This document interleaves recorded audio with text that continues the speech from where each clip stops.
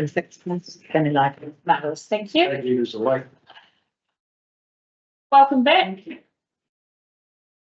to this afternoon's session. Good We deal. are running a little bit behind, unfortunately, but that's all right. I think it's important that everybody have the opportunity to ask questions of our speakers. So, Mark Jessup, welcome. Thank you. And thank you, everybody. I've come to talk about two things, mainly about the bowling pavilion, but also very quickly about the Roxburgh swimming pool. I'm chairman of the Miller's Flat Sport and Recreation Committee, and we've been formed to create a new upgraded Miller's Flat domain. And here's a picture of it. And down the bottom here, on the left-hand side, is the Miller's Flat Bowling Club Pavilion. I'll just pass that around. I'd like it back to the finish. So when we first started our discussions about this project to replace and upgrade the domain, which I might say is at no cost to the community or ratepayer, we had considered the Miller's Flat Pavilion being part of it. And then halfway through our project, we were advised, much to our surprise, that the council were considering divesting it and getting rid of it. So we took that off of our plans. So it's no longer part of what has been approved by the Tippett Valley Community Board for an upgrade of the domain. To have new pickleball, tennis, netball, and some other children's facilities like a pump track and some children's playground facilities. So that hall is not, the hall we're talking about right now is not part of that. However, we would quite like to have it there and to rent it from the CODC. We have working management committee in place and a minor funding stream there to pay for electricity. There's more in-depth stuff which I assume that you've read in your papers. So we would like to have further discussions in the future with council people regarding ongoing leasing of that facility. We've got one of the people on the committee happens to be a plumber. He's quite capable of fixing the minor plumbing that needs repaired. There has been a building repair, which on the whole isn't too bad. It's just a retaining wall which needs to get reposted at the back of the building to hold the back of the building together. So it's in reasonable. So we would like to keep the building. I've seen two papers relating to the costs to replace remove the building. One is 55,000 and one's 155,000 to remove the building. So if we don't lease it, then it's going to cost the community between 55 and 155,000 to remove it. I do note that the total cost I did read somewhere else that there's 250,000 will be, if all of the buildings that we have are divested, which is the plan, that will save the community, the total CODC, 250,000. And to put that in perspective, if you were to remove this is another 55 and 155,000 that would be needed on top of that 250,000. And I do think that overall, the suggestion to get rid of all of these community halls does bite into the fabric of the whole of the rural community. And I just think that maybe as a body, the council should think about a little bit of love for the communities outside of Cromwell, and not use these savings from these halls, which might be 250,000, to fund the $1 to $2 million operating deficit of the Cromwell Hall. It would just seem rather mean to close everyone's halls, and then the resulting savings will go into the running of the Cromwell Hall. Yeah, that's all I've got to say really on the non-SPAT. I would like to see a small committee of 2 or 3 of us to talk to some building people to see if we can move forwards, to see how we can look up and keep that pavilion in good shape. That's all I've got to say about that one. Is there any questions? We'll just cover off the next one if you like. Thank you. Thank you. I've heard with the Roxton swimming pool, I just want to make it clear that the Tibet Valley Community Board voted not to support the divestment of the pool to the council. But they did vote to have it in the LTP for discussion purposes, but it does not support the divestment, and that was voted at our meeting in December or whenever it was. The current committee done a fantastic job in getting the pool to where it is, the $3 million facility that was, nationally awarded for how it looks, and it's a magnificent building and facility. And after many years as a committee there, they've done a fantastic job to get it there. There are now other people that would like to go on that committee, not me, but there are other people that would like to go on that committee to assist that committee to the next phase of the swimming pool, which is the operational process. And I note that if the council were to take it over, in return for the $3 million facility, there'd be an increase in rates of $300 per Tibet Valley person ratepayer. 450,000 will get sucked out of the valley towards swimming pools. And I don't think many people know about that. So I would like to see a further public meeting run by the council to discuss the divestment of that pool. And we heard someone before talking about talking to the North Splat pool people as well. Thank you, Mark. And I think it would be good to clarify. This council will be making a decision next week about whether or not we would accept it if it were handed over, but it will be for the committee to decide if they are going to hand it over. So in terms of running a public meeting and making that decision, I think that will be on the committee. Anyone else who's in that community who's thinking that they might like to step onto that and run a pool should move quickly to be part of that. But that will be where the decision lays. Yeah, the committee have been advised that there are other people willing to stand on the committee. Yeah.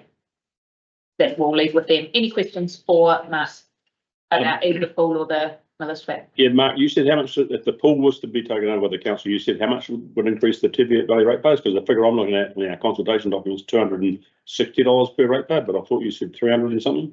I think it's about 290. By my figures. Yeah. So, and you multiply 290 times 1100. That's. Yeah. So where did 290 come from? I haven't got the figures in front of me, but currently we pay 55,000 plus 20 for Miller's Flat, which is 75,000. In the future, it's going to $75 a ratepayer. It's going to be 377. So that's actually more than that. Which figure are you looking at? I'm looking at the consultation document that says this equates to an average cost of $260 per ratepayer in the Tibet Valley. I'm sorry. Yes, and that'll be over and above what they are currently paying. Yes. If they have to pay. Well, Mark's talking about an increase. It's 295 for my figure. I mean, I don't want the Miller's Flat pool does not get 45,000 mentioned in there. They never have. I don't know why it says 45,000. Miller's Flat pool get 15,000 a year, not 45,000. So I don't know where that number comes from. If you want to look at their receipts, that's probably where the difference is, Neil. I suspect. Perfect. Any final questions for Mark? No. Thank you very much for coming along, and no doubt people will be making themselves known to the committee, hopefully quickly. Next we are going to move to James Barclays, because James is here. I understand you need to be away early, James? Sorry? You needed to be away early, is that Yes, I right? did. Yeah, okay. Yeah, thank you. I've produced a copy of my notes, searching past those two people, they can read them. And then they will ask me questions. And they only have 5 minutes. Second reading. I was asking, I'm replying on comments that were made on the website about water done well and water rates and so on.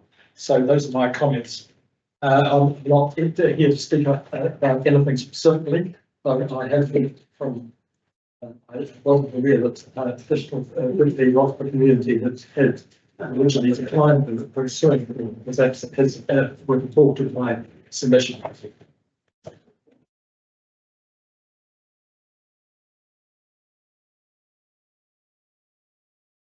you've all got those things. If any time you want to ask a question, I'm very happy to elaborate. But perhaps you could just cover off what you wanted to discuss today. I was putting all those things through as a discussion document. Right. Those are my views about it, and it's far too time to and need a view all the time for me to go to all get involved with everybody's different points.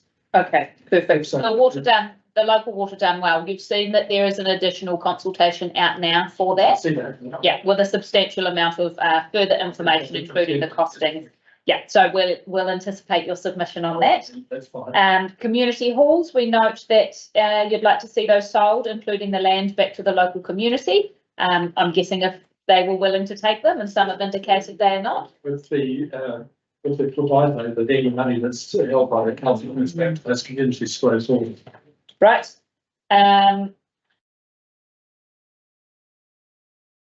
Right, just for a think community it's- encouraged to solve their own challenges for the pool. Alexandra Pool promote its usage by hydroslide. I'm sure that would go down well with our young folk, but again, comes with a substantial cost. not really. There's very little water there to be pumped. But the biggest problem that I'm sure that everybody would be aware of is safety, but they're in other public pools and the safety is managed.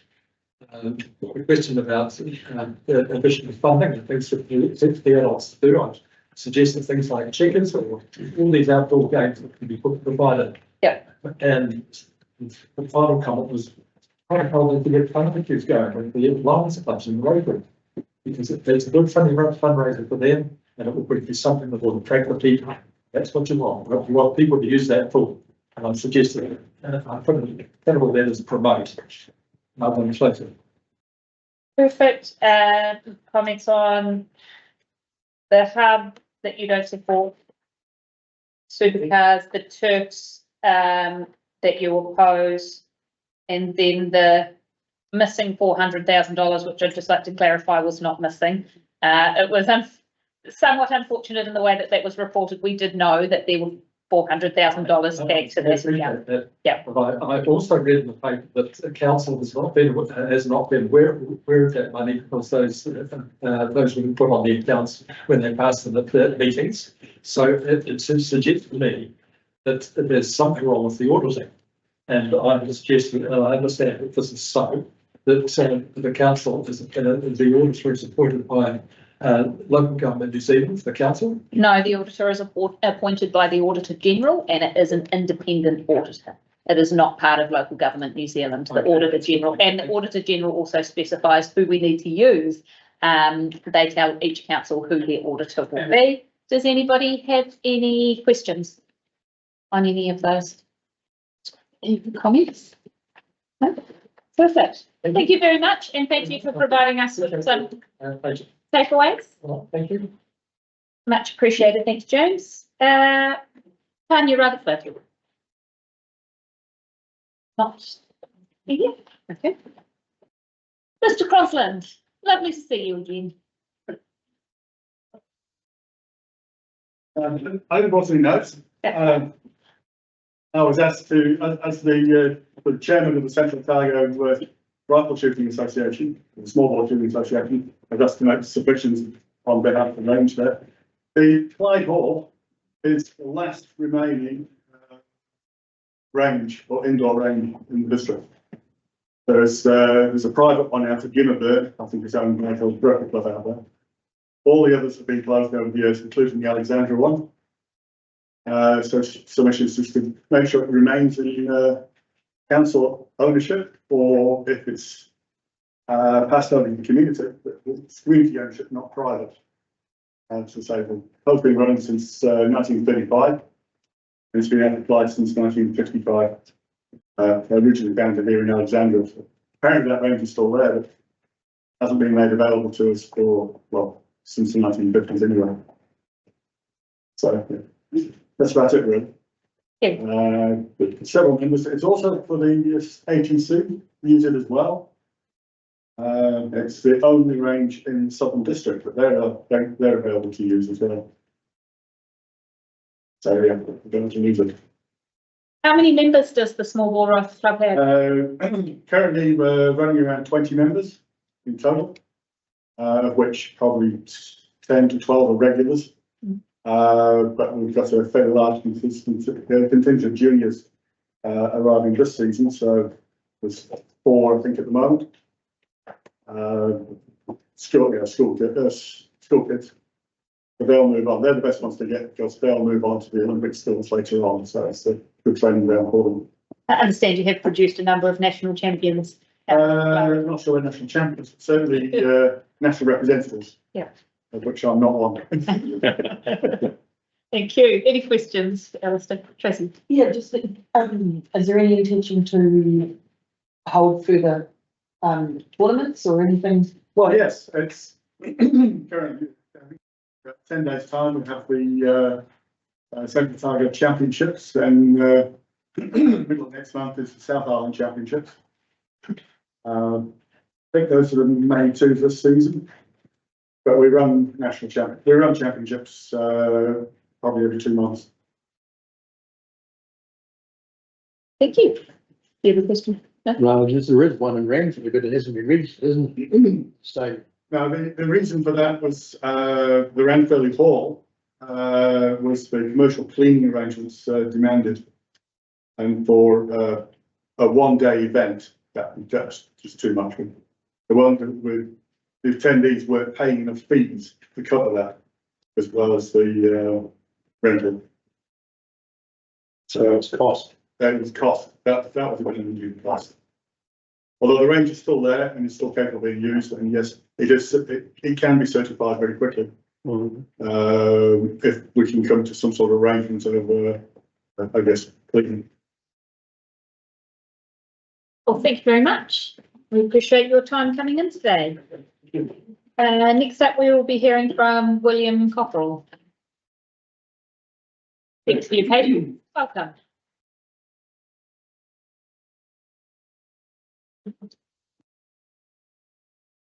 As the Mayor has said, my name is William Cockerell. I've been a resident and a ratepayer of Perth Road, Ophir, since 1988, spending a minimum of 20% of my time every year there. And in that time, I've got a good understanding of both the Ophir community and the function of all places, and therefore I made a submission. I was very well satisfied with my written submission, but I have asked to speak for the reason that I was unable to complete my research in relation to the original ownership of both the buildings and the land, and that, with the best of my ability at the time, I sort of signed off with Heritage New Zealand at the Dunedin office yesterday when they showed me the documents I wouldn't be able to see to substantiate that, and I'll cover that off shortly. But since I've been given the opportunity to speak, I thought that I would make some stress some points in relation to comments I've made, since I've got that 5 minutes to use. Community halls are non-cash generating assets for a council. They're not required to make a commercial return. They make a return to the community in other ways. At a recent public meeting in Ophir, we had 40 to 50 locals attend to support the status quo, and I want to stress that's what I'm doing here, supporting the status quo. In making my submission, what I was endeavouring to do was, in the situation, the unfortunate situation, I would say, where the council forget who elect them and who they represent, and therefore they proceed with divestment, I needed to submit on the basis of that divestment, if in actual fact that's what had to happen. So that forms the rest of my submission that I wrote. And I would submit that firstly, that any transfer of the asset be affordable to the community, that the divestment should come with a council contribution as well as a commitment for future undertakings, and the facility should also be zero rated for Central Otago District Council rates and services now and in perpetuity. I'd further submit that the district-wide targeted rate or other rate specific to the community hub at Onakau be rated, not rated to the Ophir community, that would now be required to meet the cost of its own hall. It would be disingenuous to have that as a requirement. I've said disingenuous to be promoting this at this time, in the same breath of the Central Otago District Council saying that the community hall shall be divested, and on the other hand, saying that the wider Manukea community should be required to pay a community a targeted rate for what they see as being a community asset for the whole of Manukea Valley.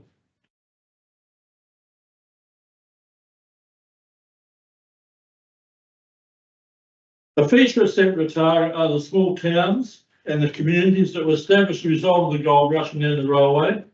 And despite economic size and other factors against them, they've survived strong-hearted for the last 150 years. History shows that stating that the new Omakau facility will become a Manukea Valley hub is unlikely to be the case, bearing in mind these small communities having their own very strong identities.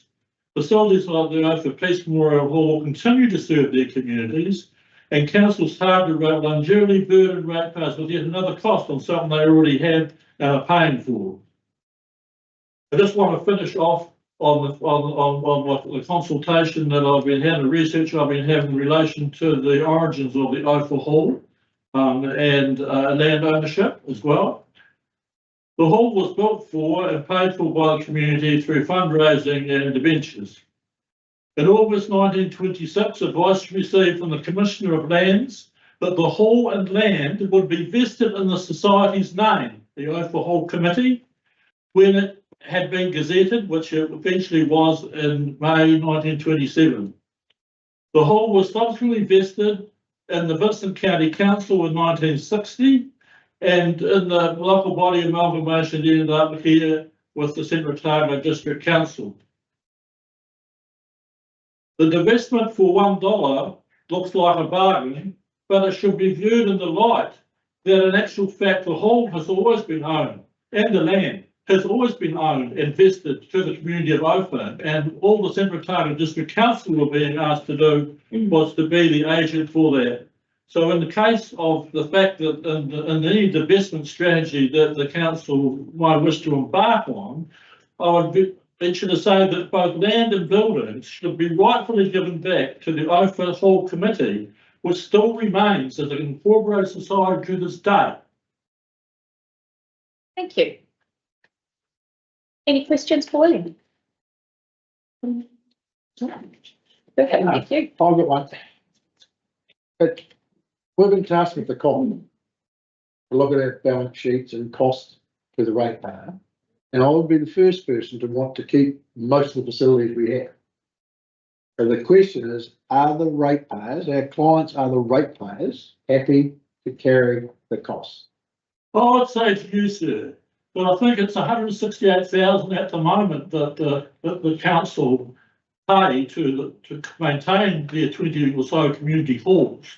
They have been hyped up to what a future liability may be through this earthquake reports that are floating around. And I've commented separately, and I won't litigate that now because I've commented separately what my opinion is there.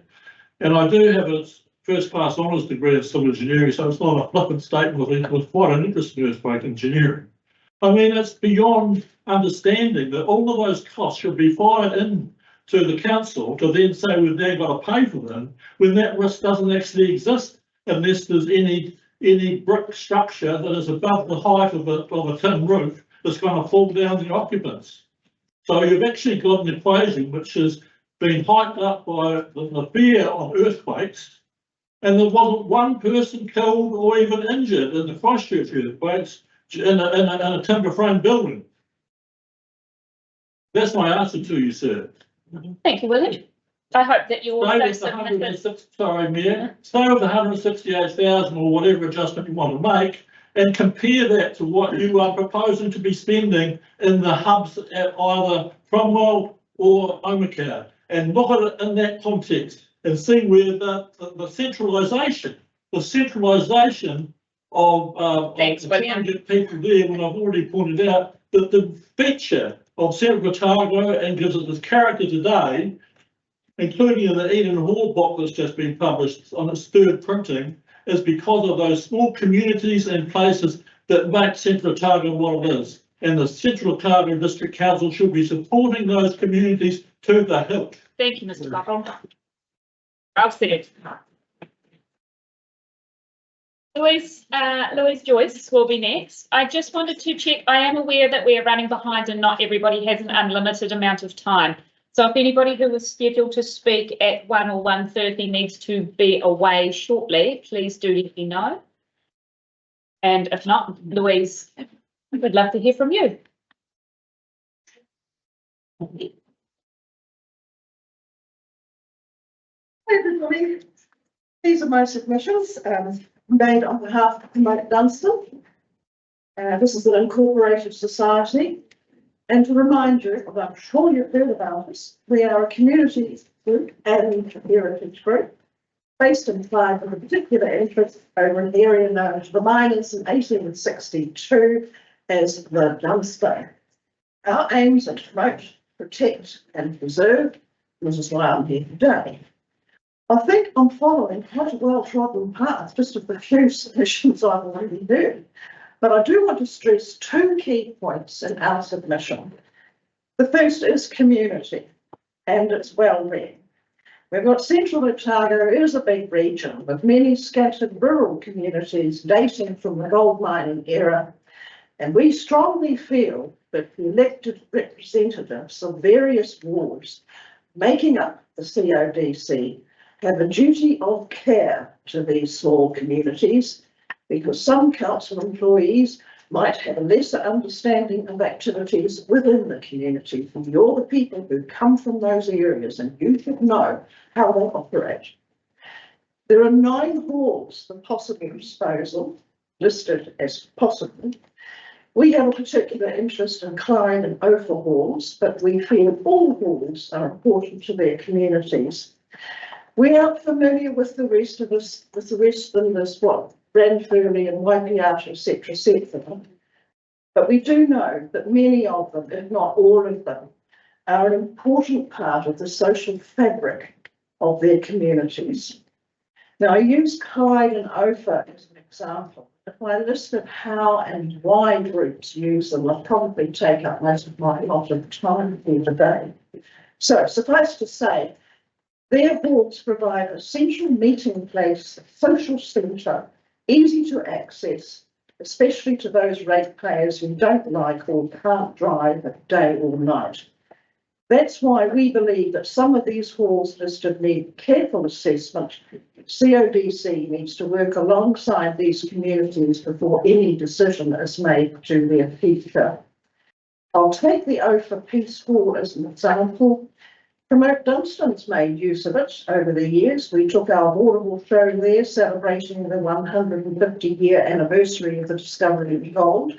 We launched our walk around Ophir brochure there, and we performed our concert there commemorating the start of the First World War. Maybe it looks underused on council records, but when the locals get together and decide on let's have a potluck dinner, the hall is the obvious place. Signing in with council, I'm afraid, just sort of gets overlooked because it's their hall. In reality, the proposed new centre in Omakau, apologies, Councillor Patterson, doesn't just cut it. It doesn't have the atmosphere and the memories and the links with the past that makes Ophir Hall, and I would say to a lesser degree, Clyde Hall, such an important part of the community.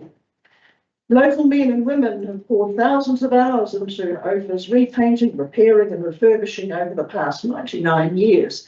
Actually, it will qualify for a 100th birthday card from King Charles next year, if we're human. This lovely building, with its unusual design, is of significance along with many other heritage buildings in Ophir's main street. Which brings me to the other point that I wish to emphasise today. The council, we believe, also has a duty of care for the heritage features in our region. Let's go to Clyde, which has got a lot, and as we noted in our submission, quite a few are on the list for possible divestment. We've gone into detail about the buildings and structures we're urging to be retained in our submission, so I'm not going to repeat what I've already said, except the Clyde Railway Station. This is a building which has been held as close to the heart of Promote Dunstan. We've given it a lot of financial aid as well as active support. How much we've given is in the original submission. The lock-up Clyde Museum, parts of the Briar Herb Museum and the grounds containing a stamp, a battery and an early miners' cottage are all historically important. I would like to see any of them fall into private hands. It is not only Clyde. We've also got a region full of relics from the past that need CODC protection from land developers or protection against demolition if we lose them to private ownership. One far to go.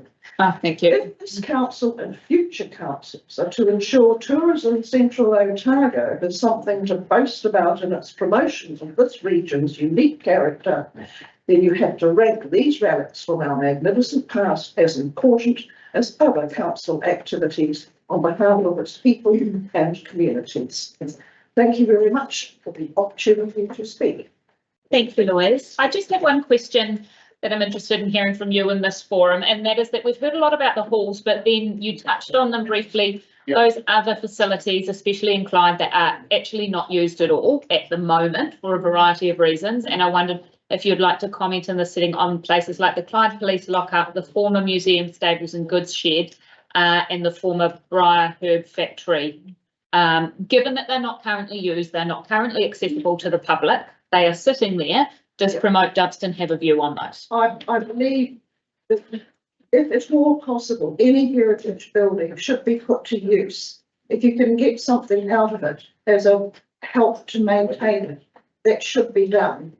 It's probably better, it is better under the council auspices because we know that someone's not going to walk in and make drastic changes or burn it down or whatever and leave it to just deteriorate as it's happening in one or two buildings.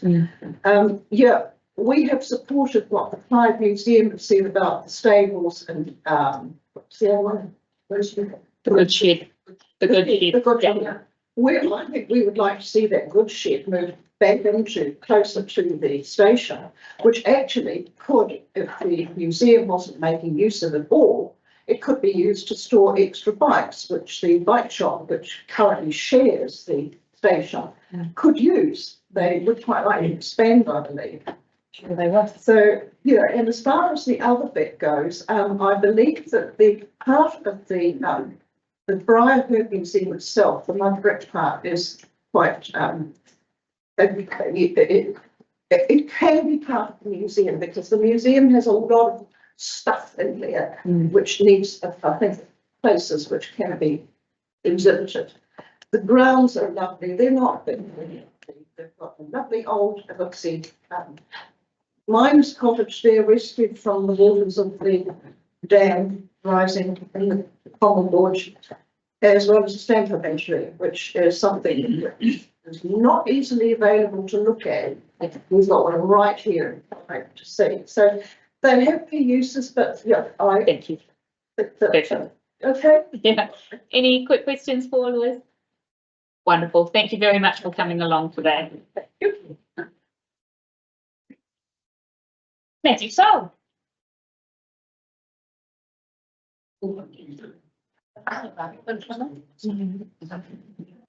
James is on. Can you tell them if you want to go and we'll be in? Thank you very much. I've got one on outcomes. Yep, it's ready to go. It's ready to go. Oh, okay. Who's the phone? Sarah's stuff, you just let her know if you need it changed. So, yeah, this submission is one of April 3, about the adequacy of our planning in terms of obtaining enduring prosperity as a community. We're still causing accelerating harm to our life support systems of the earth, pushing the biosphere beyond its now 6 of 9 planetary limits. When I was last here, it was 5. So the trend's not good. And none of which is accounted for in this narrow, short-sighted, allegedly long-term plan. Largely, it's about how fast we're buying to grow, disconnected from the intergenerational damage to our ecological life support system, our own economy. And I supported this submission with lots of papers. So yeah, planetary solvency, finding our balance within nature, and sustainable, resilient, regenerative communities. And this is based here in New Zealand practices and approaches. Next slide. And the council's very own commission, Central Otago Economic and Social Context, and Benji Patterson alert you to the wellbeing economy.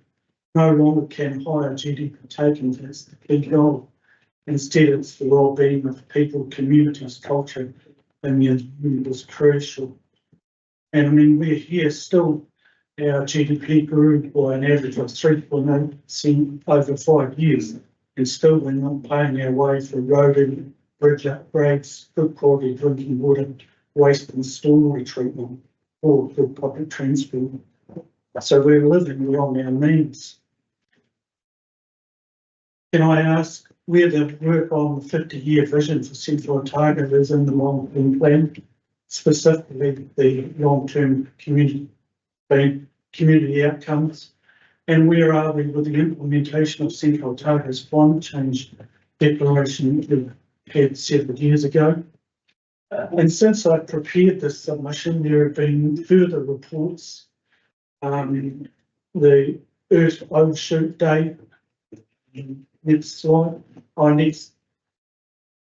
And then the OECD States of Fragility 2025. Next slide.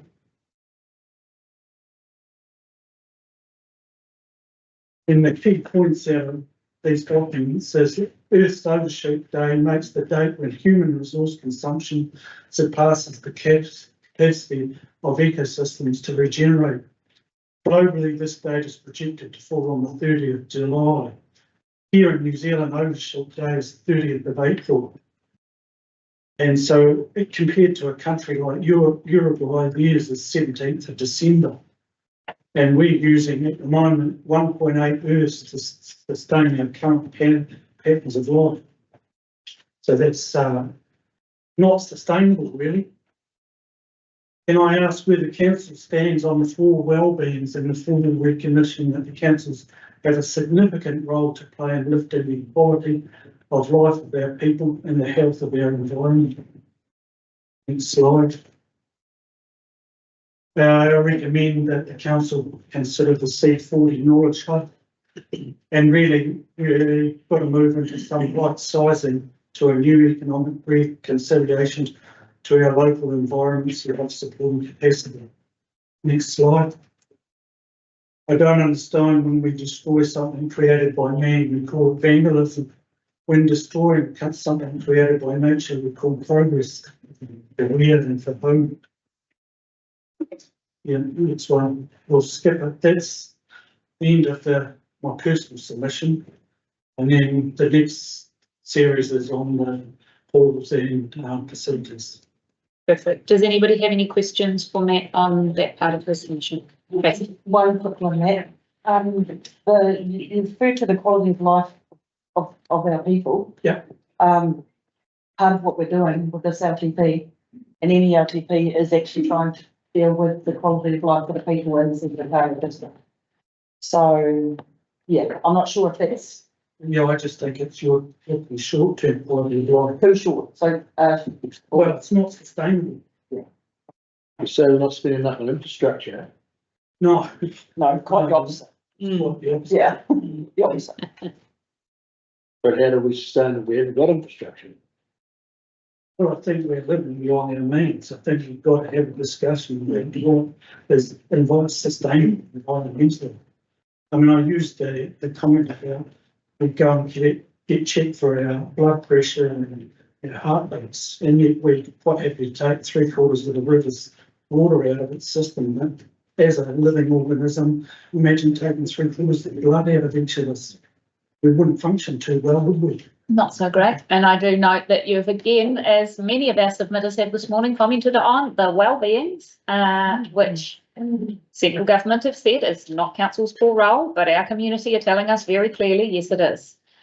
Would you like to cover off I'm guessing buildings is your next Yes. Next one, Paul I'd and Paul. probably, I've got a few bits to say, but maybe because I submitted a substantial amount of material, whether there was any specific questions on it. I mean, I'm speaking passionately from an archaeological point of view and from our community, from our pastoral history, our gold mining history, and just how important our small community halls are. I've used a substantial amount of them in various roles and activities. And yeah, I just have, while I understand, say, for instance, the new home care hub, I don't want that at the expense of banks or over town halls. So I'm not prepared to support that one till I know banks and over and Paul are secure. Then continue to a discussion. Yeah, I think We can have all those, and I hope we can keep all those. yeah, but I'm not prepared to put my hand up for money for the home care one or support anything to do with the Cromwell community hall. To me, there's a big inconsistency in terms of what we're, how we're playing two games here. And I think the reality is they're not an and or. They can be an and, it's not support one and not the other. You can support everything if you want, and that's what we've really been trying to tell the community today. You can have everything if you're willing to pay. But I did want to check with you, Matt, because you brought it up the other morning and I thought it was really interesting. You highlighted a number of heritage buildings in our area that have been rectified, brought back to life and very well maintained, like Oliver's and Pitcher's store, which are of course in private hands running commercial businesses. Where do you think the line is around council's ability to maintain buildings and have a useful purpose for them and private interests? I think that's where it comes back to the community and the well-beings. And I think we've gone headlong with this purely from a financial point of view. I think we've got to look at these homes and these buildings on a case-by-case basis. And I mean, I've spent a lot of my life working with heritage buildings in my previous role with DOC. And the best thing is adaptive reuse. Buildings, old buildings have to be lived in and used. They deteriorate otherwise. And so it's critical that we give them some sort of life. And I think we've got to have conversations with our community. And I agree, we're going to have to make some priorities, but we have to do it in a much more informed way than just dollars and cents. Have we done that okay until now? Well, no, I can raise a whole lot of really atrocious examples of the Chatter Creek Hall was demolished without any inventory thing. I took it on my own back with my son and I surveyed it, measured it, photographed it and submitted an archaeological record on outside. But inside that building before it was stored, there was all the records, school rolls, everything, and that wasn't left. So that's now with the archives in New Zealand. But if I hadn't have done that, that building was just demolished. Well, it was demolished, but luckily I got there before. But this is the issue. We'll tread a lot more carefully. Thank you very much. We really appreciate your time today, Matt. We're just going to pop online to James Dicey, please.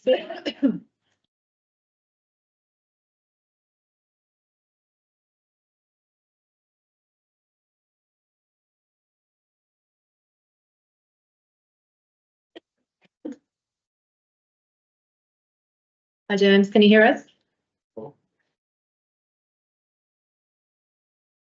We can't hear you.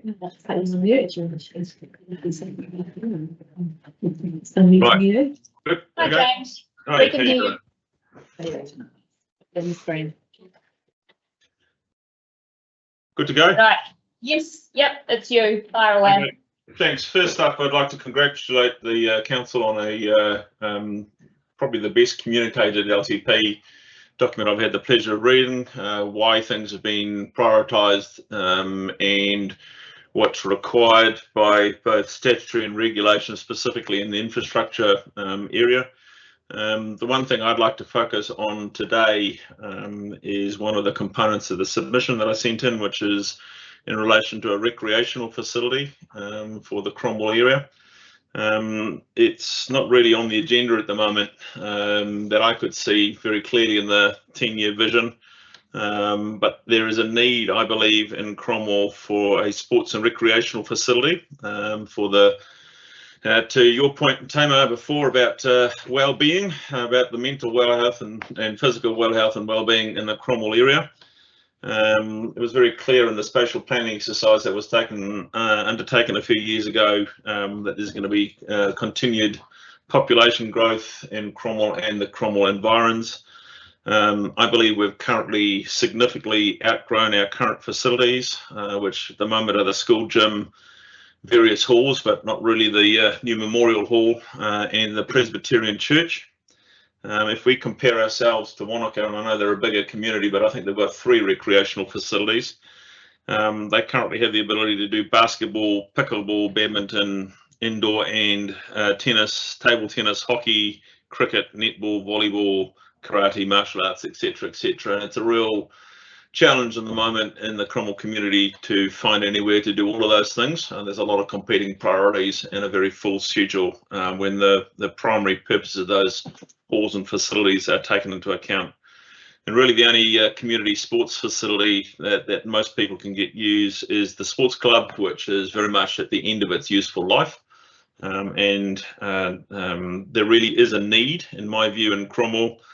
I believe there's space specifically in the Rose Garden and the area around there, the Sundial area, for a much larger and interconnected facility. And I believe that there is the money. I've been on record in this council before regarding the endowment money that's to be targeted and used for the benefit of Cromwell. And I'd like to make sure that the sports facility is kind of the next cab off the rank for the good of Cromwell. So that's my submission. I'm happy to take questions. Wonderful. Thank you very much, James. Has anybody got any questions for him? This is certainly the time to raise the idea of additional recreational facilities or anything in that vein. So thank you for that. James, is it something that's Neil Gillespie? Is that something that the race course review that's going on at the moment is the sort of thing you're talking about, something that could be located there as well, or not desirable? It could be, Neil. The advantage that could have is the additional outside playing fields that could come with it. Again, taking some of the pressure off the college facilities. With the advantage of locating it within Cromwell is it's right next to the pool, and people can do multiple activities, and next to the hockey turf as well. So the ability to use indoor, outdoor, and the connection to quite a significant chunk of recreation that's already there. I think the sports club is already talking about a redevelopment of that facility. I think that would be a missed opportunity if we just looked at a replacement for that current infrastructure. And it has that room, I know, has been used for a few bits and pieces for recreation, but it's mostly what was a drinking establishment back in the day when the rugby club had in its halcyon days. But we need some more space. And effectively, the only basketball court is the college, the only volleyball court is the college, the only badminton court is the college. So that facility is well and truly overused by the community, and it won't cope with the forecast population growth. I guess, yeah, thanks for that. You gave me the answer I expected, but it probably wouldn't hurt to suggest that for the race course as well. That way, at least it keeps it front and centre. And that's probably the most important thing you're saying. If it doesn't end up in this long-term plan, it's certainly something that the community is starting to think about. So I'd encourage you to look at that as well. It's not on the next 10-year horizon, Neil, which is what causes me concern. It's not really been well signalled. And in 10 years, Cromwell will be close to 15,000 people, if I can remember my spatial plan metrics, something of that order. And one school gymnasium is really not going to cope with that level and that volume. Thank you. Thank you very much, James. Much appreciated. Thank you for your time. Thank you. And we will now move to Matt Zipper.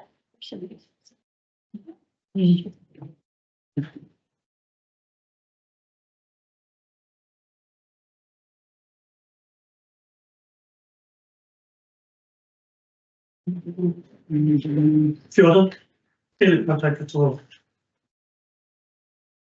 I'm Matt Tipper and I'm here with my wife Ruth. And you have already heard the OFA Welfare Committee's submission. And we would like to talk on our own submission planned for the divestment of the OFA Peace Memorial Hall. Ruth and I have been ratepayers in OFA for 37 years. And I'll just cut to the chase, ladies and gentlemen. We are strongly opposed to the council's divestment plan for the hall. We want to see the status quo continue. And why is that? The hall was built in 1926 for the community, by the community. It has always been used as a centre point or a hub for the community. OFA Township is acknowledged by the council as an historic precinct. Hall is where people gather and create life and history. It is just one of our historic buildings. The hall is located right in the middle of town, which makes it the hub. All councils have a responsibility to all communities within their jurisdiction to ensure safe, well-being and to foster those communities. Communities' halls are the backbone, and without a centre point, communities disappear. The OFA Peace Memorial Hall has everything that makes this community special, and it has to be protected. The hall is actively accommodating a wide range of uses. I want to make special mention to one of those special uses of the hall. It is the home of the Civil Defence Emergency Management Equipment. It is equipped to manage and handle any type of local emergency with the advantage of it being mobile. What makes a civil defence activity key is the community itself. It takes people to cooperate, coordinate and support specialists in any emergency within the region. We in OFA have taken on that responsibility. Our whole community of OFA is passionate about our hall. All of us have put blood into this hall to make it work and create what it is today. It cannot be divested. We encourage you as council to continue with the status quo and proceed with the earthquake strengthening as detailed in the engineering report. We support the repairs and will assist in any way possible to give our hall another 100 years of life. We wait your decision in anticipation. Thank you for the opportunity to speak. Tēnā koutou, tēnā koutou, tēnā koutou. Thank you very much, Matt and Rin. It's wonderful to have so many of our residents from OFA coming in today. Any questions? No, just a comment, and this is obviously so far with the presenters from OFA, just echoing your words. I'm particularly, I keep picking up that when we spoke, it's the assist, that you'll do what it takes, and with council, be a part of the solution. So once again, I'm very, I think that's really good. Thanks very much. And we're, as I said, we're passionate about our hall, and we want to build on that, and we see doing that together. Thanks very much. Thank you very much. And I will just quickly make a note if anybody is now running pressed for time, needs to get back to work or to pick up their grandies from school or anything like that. Please let me know if you would like to be bumped up the list. Otherwise, we are going next to Andrea Ritchie.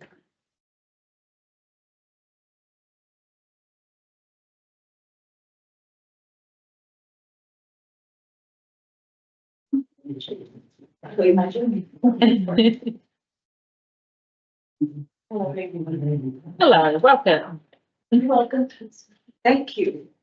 Thank you for the chance to speak today. So just want to point out the Huntford History Passport, which is up on the screen, which here it is in here. And it's hard to read, but on the back is written fun facts for me inside. Now, the activities were inside, but somebody one of the people who has filled in this passport has written their own facts they learned when they were at New Zealand, which is really lovely. So things like James Parks at the Hartley Arms Hotel had hundreds of chickens. There was Dunstan House, horses were welcome, and she probably thought that was really amazing, just hadn't thought they were in the bedroom. And it goes on. The hotel was called Port Villa. The Clyde lockup used to hold the gold, etc. So that's what was written by her on the left-hand side. So what we have is a completely unsolicited writing by a little girl called Clara. And she just wanted to record what she learned when visiting the Clyde Museum. She wasn't getting any extra stamps for it. But hopefully she did get a couple of gold coins, because most of what she learned there, chocolate gold coins, because most of what she learned there was part of a treasure hunt.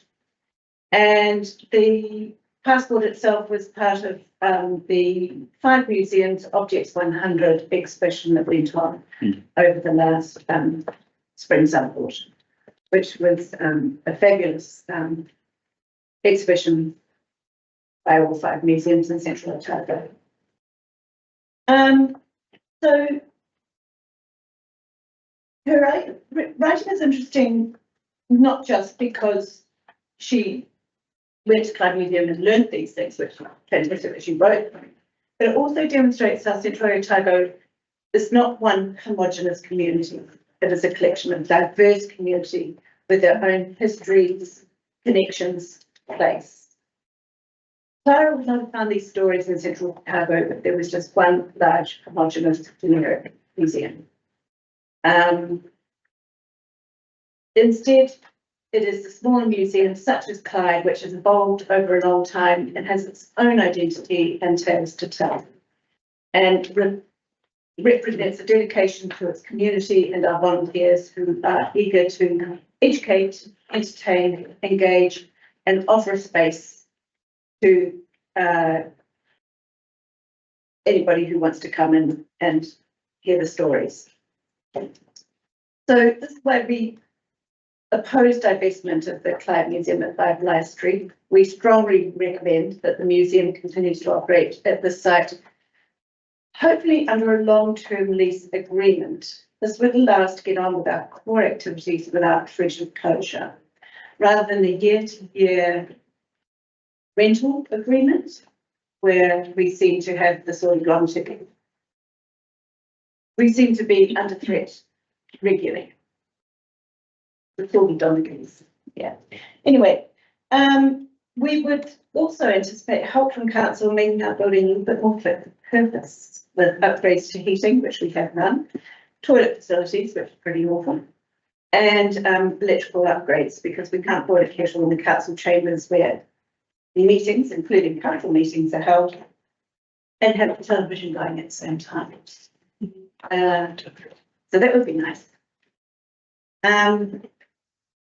In our submission, we have identified value to the community of the historic police lockup, and Tammy, you were asking about that. I think probably would agree that it appears it actually belongs to Clyde Museum. Irrelevant probably at the moment to discuss, but it was moved from the back of the museum where you couldn't walk around, you couldn't see it properly or anything else. We wanted it on the lawn right next to the Bligh Street Museum, because it was relevant to what historically was the police camp in that area. At the time, council moved it up to where it is now by the train station. Unfortunately, while they were doing it, they raised it up quite high, thinking that it had to be that high because it was going to have someone living in it, which of course it wasn't. It's a silly idea. But and the ramp now, to build a ramp up to it, would cost in the area of $20,000. So what we would like is to move it back to where we wanted it, which was on the grass right next to the Bligh Street Museum. A little bit of help from council, but we'll do what we can, and have it lowered to the appropriate height for for it, and with this much more rent, obviously, which wouldn't cost as much money. With regards to the goods shed, yes, bikes, storage, absolutely, but also storage of things that are in the Bly Street Museum, the huts that are due for demolition due to earthquake issues. In the longer term, looking into the future, we would really dearly love to turn that goods shed into something quite spectacular that would involve a wonderful movie that would play on the half hour or whatever, that anybody with a key entrance could come in and see, and it would be along the lines of the Tiana movie, but it would highlight Central Otago from pre-European through to, well, going way back, I think, to today, something like that. So it's got really fantastic possibilities for the future. Is there something that you wanted to finish off with? Because I would love for the opportunity. I think there will be a question or two for you if you're happy to take them. Yeah, just we're a small museum, we've got a big history, we've got big plans for the future, and we love what we do, and we intend to do it very, very well. And we think we are going in the right direction. And we are a little museum that we punch above our weight. That's what we want to do. Thank you very much. Questions? Tracy? Have you got any quotes or anything for what it would cost to move that lot? No, but here's the thing. There are people in the community who are extremely generous with time and things. And for instance, the coal boat, which we moved down to the back of the museum really recently, Benchmark laid the groundwork for it to sit on free of charge. Clyde Hire led their hire to move it free of charge. You know, it's really, you know, when you go out and ask in a small community like ours, it's amazing the sort of help you can get, but also obviously fundraising. I think it cost us somewhere in the vicinity of $40,000 to move it from Clyde Museum to where it currently is. So I might suggest that Andy asks in the museum rather than council when it's if it were to come to somebody moving it back. So thank you very much. Yeah, the joys of paying council tax. We really appreciate your time. Larissa Bush.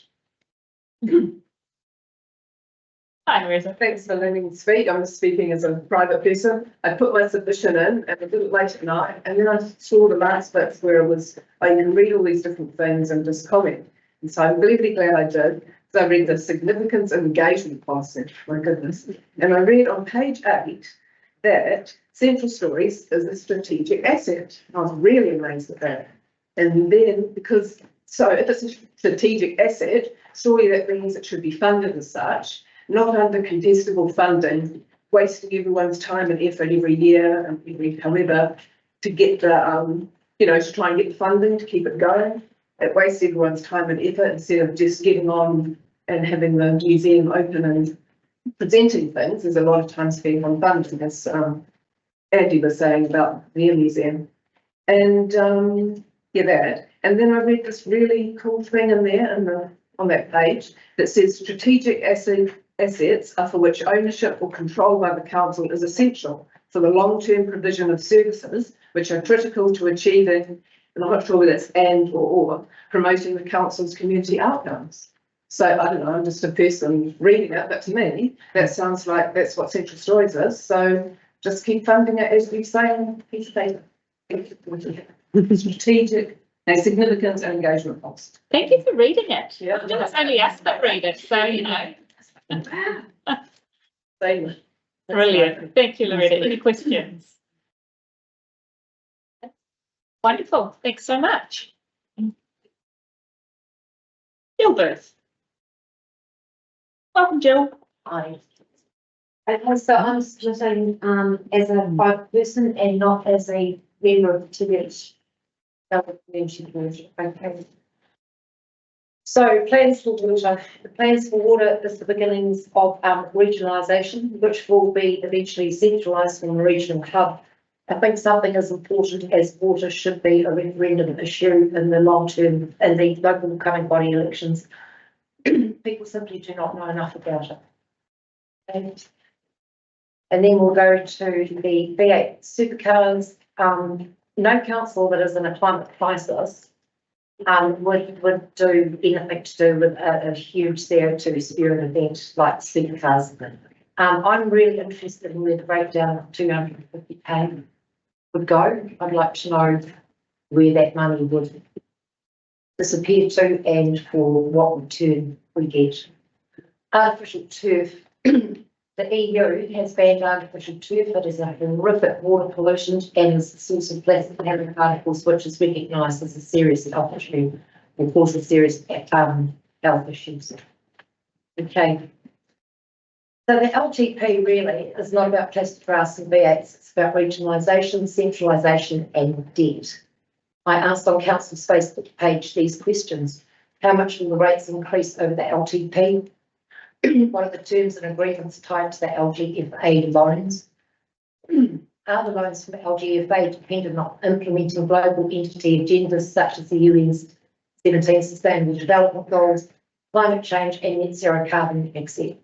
And that's where I've attached, you've got a document that's attached. What is the balanced budget approach? Is this when council sets their desired budget and rates accordingly? I did have a reply from Anonymous, and it did say, appreciate the deep dive, wasn't expecting the LTP to double as a global conspiracy theory, but here we are. For now, let's just stick to the LTP and local facts. So I'm going to stick to the LTP and local facts. This is a quote. You can't afford to live in your house and pay your rates now, you definitely won't be able to in 2 years' time. This is from the interim CODC Mayor, 19th December 2024. That is the LTP, and that is a local fact. Did you want to take any questions, Jill? If you've got any to ask, please. Anybody got questions for Jill?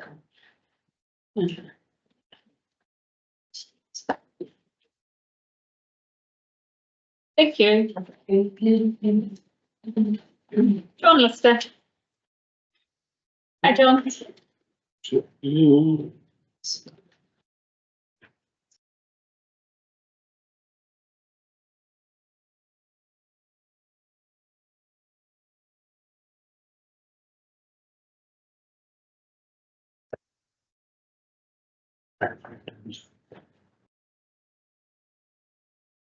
There's a little starter to my submission, which doesn't focus on any individual minor, not minor, but individual bits and pieces that are mentioned in the law. I think we have some other fairly serious issues to address. First, I believe that with the increasing rate levels as we are currently experiencing and forecast to experience for some time yet, and the lack of any real ability for ratepayers to grossly increase their income to any extent, we're on a collision course. And the collision won't be pretty, and it's not that far away, to be honest. So my submission, after some time spent submitting to the 2024-25 annual plan on a number of things, ultimately with the intent of cutting council expenditure with a view to reducing rate increases, I was advised at the time to do that was the LTP. That information was accompanied by repeated requests, and they still come from time to time, from the council to ratepayers to tell us what you think. And that's what I'm here to do. To make sensible and meaningful suggestions, ratepayers need detailed information on what council departments are actually doing and the cost of running each department.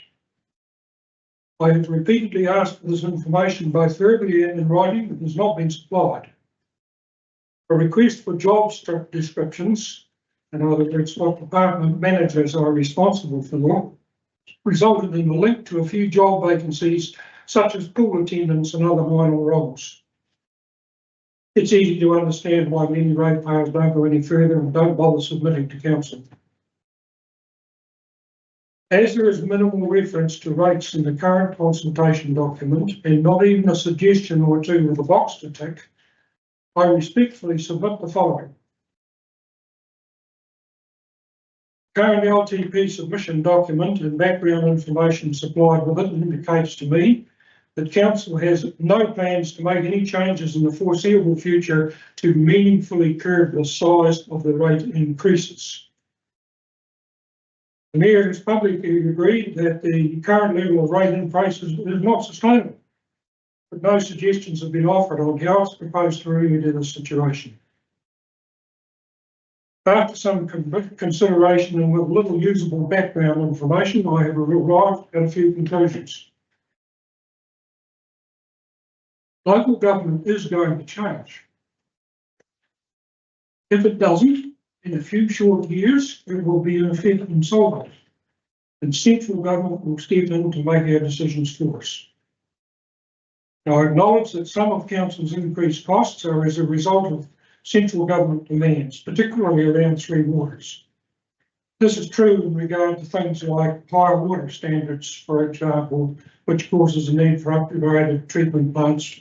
But this is not the whole story. A lack of planned upgrade and replacement of reticulation over many years by many councils has brought up on us. We have known for more than 20 years that the growth in our region was coming, but insufficient funding has been allocated over that period, leaving us now at a point where we must not only replace ageing infrastructure, but also install significant new pipelines to service outlying areas as the urban areas expand. And that says nothing about the rural areas because they don't even get the service. Increasing development contributions will help, as will the increase in the number of ratepayers. But there will still be an effect on rates as a result of interest and loan repayments. Now, if, as we are told, 80% of council's cost increases, and there I mean increases, not council expenses, just the increases, we're told 80% of those increases are associated with Three Waters, then all of this is a very large problem indeed. So where to from here? I believe local government must make some radical changes. All business is paramount and all other functions carried out by council must be reviewed. And for clarity, I'll just clarify what I consider in general terms core business to be. Rubbish collection, Three Waters, roading, regulatory and planning, cemeteries, public halls, libraries, swimming pools, parks and reserves. That's core business. Now, clearly, there's a few other things like property management and so on have to be included in one or other of those. Let's not get down to too much detail. So, what's fast? Yeah.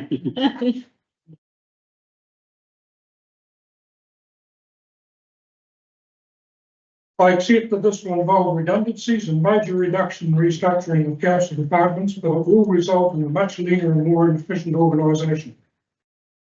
There are many hurdles to overcome. As I have said, central government directives have often been blamed for big rate increases we've been having, and there's little doubt that some of the cost of those does end up on our rates.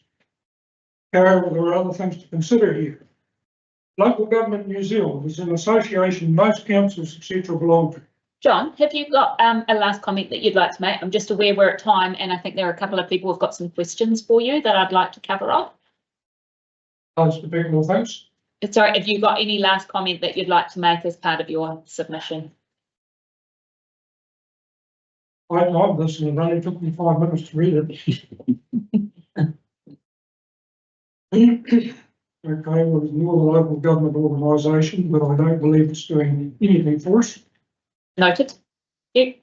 We must all accept that things have changed and a lot of nice to have things that we have become accustomed to are either no longer affordable or must be funded in other ways. The test is it really a ratepayer responsibility? If the answer is no, it probably must go. If communities want these things, they will find ways to achieve them. What seems certain is that continuing as we are will result in a failure, and we are all in this together. Thank you for your time. Thank you, John. Cheryl, did you have a question? I don't think there's anybody around the table that would have, some form of agreement with what you say. We know we've been directed by the government that we should stay to full business.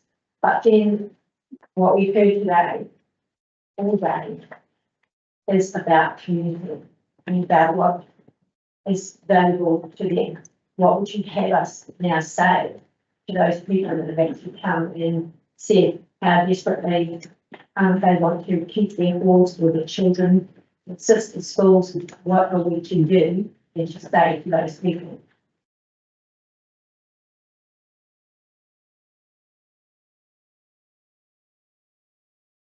I believe that council today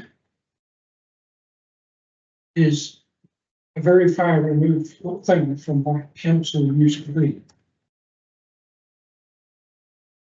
We now have people, and I've had to cut some of this out of here. We have people working for council, doing things like economic development, tourism promotion and so on.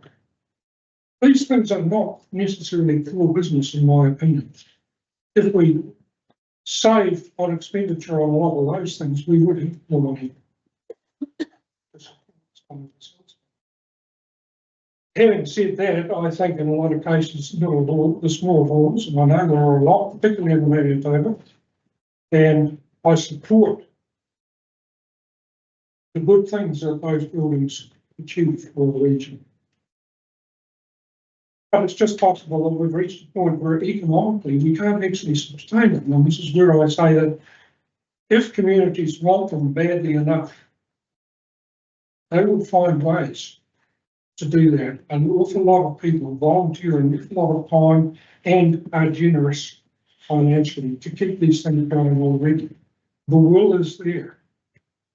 Thank you, John. Is there any other questions? Tracy? Just probably more a comment. So just with you talked about having a whole review of council, we have got coming later in this year, the Te Korowai, or what was known as Council Mark, is coming to do that review of council. So that will be publicly available at such time during the year. So that might answer some of your questions as well. It might answer some of my questions, but it's not going to have any immediate impact on the effect of the long-term plan and rates, is it? Yeah. Stu? The part I struggle with is we have got growth that we've never seen before coming to this region as a result of everything and everyone has submitted onto that. Of our history, of our upgraded our facilities we have got. And that's going to help the burden on all our ratepayers. And our volunteers across the district have put a lot of time, and we've seen that with the pool, we've seen that in the discussions all day today. But surely if we have a certain percentage of absentee landlords, we have a certain percentage of speculative by nature people, business, that are subsidising the residents of this community if we gather fairly and equitably the rates, the development contributions, relevant. Does that not make it easier as we have a larger group of people paying a larger group of rates to fare this on their own? Yes, it will. But I don't believe it's going to be enough. And already, all around this country, councils are finding and reporting an increased level of rates currency because people can't afford to pay them. What's currently happening is going to exacerbate that situation tenfold over the next few years. There is, and we spoke a bit about it, John, when I met with you around a lot of what the communities are asking us to do is not necessarily cut services because they don't want to see the services that they enjoy go, and that will require council to increase its revenue. We've realised we've reached peak rates, and part of this long-term plan is looking for those alternative revenue streams that are not our ratepayers' pockets. Okay. Thank you for your time and for coming down from Cromwell today. We really appreciate it.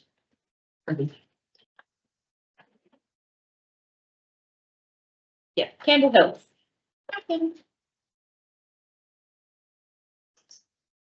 Oh, excellent. Hi, Jack.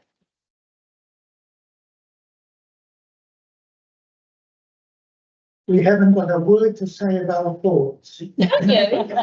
Quite think something. If you build one, it buys them off. Buys a lot one.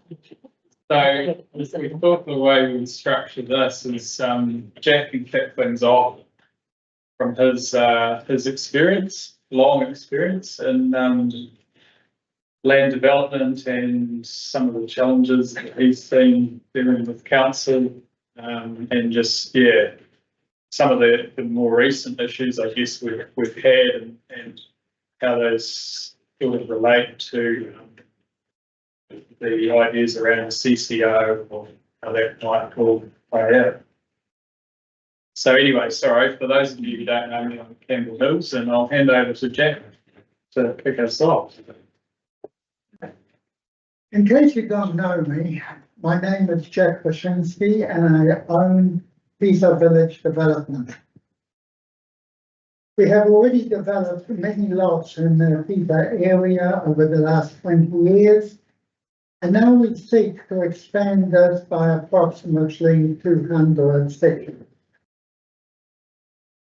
I will outline my experience with dealing with CODC over the course of this project so far, and then generalize to the rest of the LPP.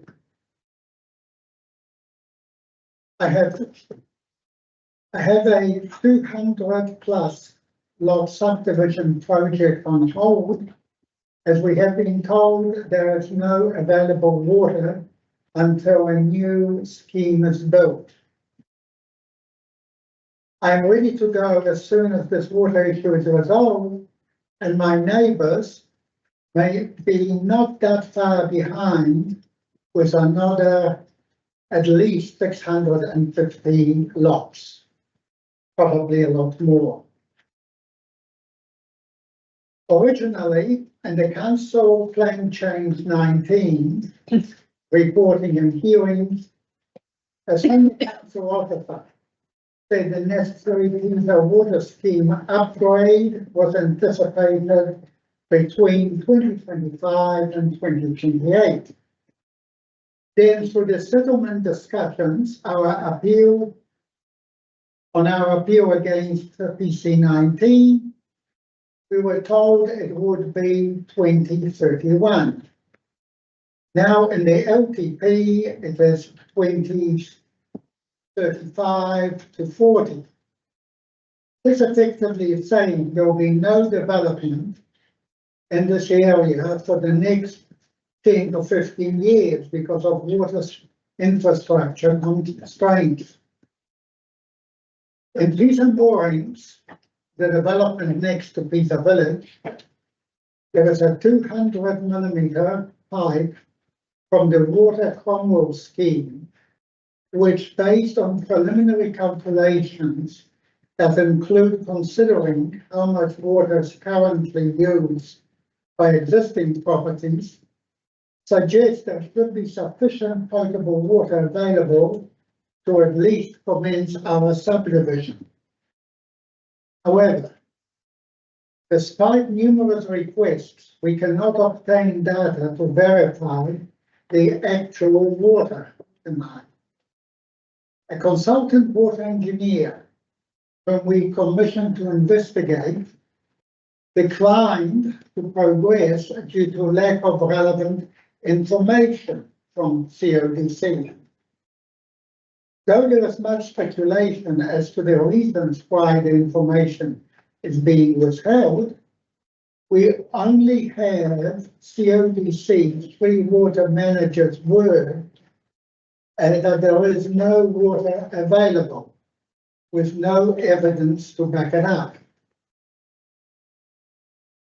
Lack of evidence to back up council positions is also evident in many other areas if anecdotal evidence is to be believed.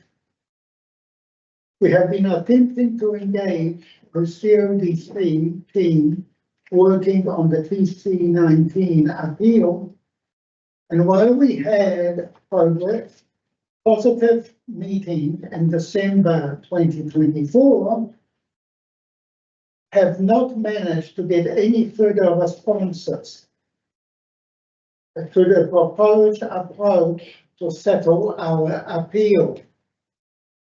We are heading into formal environment court mediation shortly, unnecessarily costing all parties time and money. There are many apparent overlaps between the Plan Change 19 process and this LTP process. The LTP documentation appears to lack internal consistency. And what, I hand it over to you. So I've been assisting that. Sorry, just taking your time, Campbell. Is there something you would like to summarise for the end?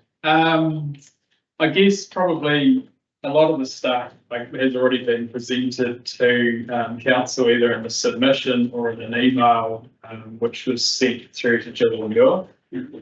So the obvious takeaways are just looking at the infrastructure strategy and the development contribution policy and trying to understand how the figures relate and what they're actually for.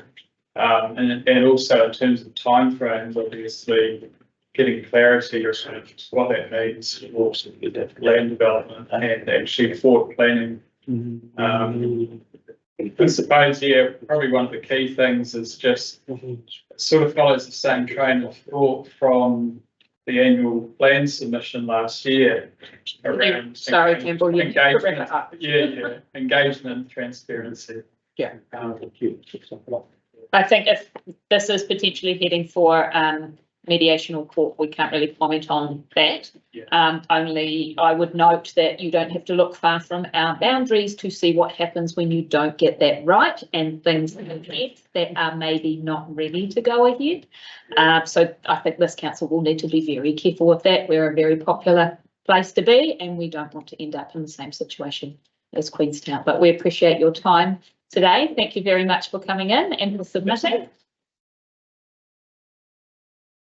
And next up we have John Cooney. Thanks, Sarah. Are you coming back? Or no, can you tell me? Yeah, thank you.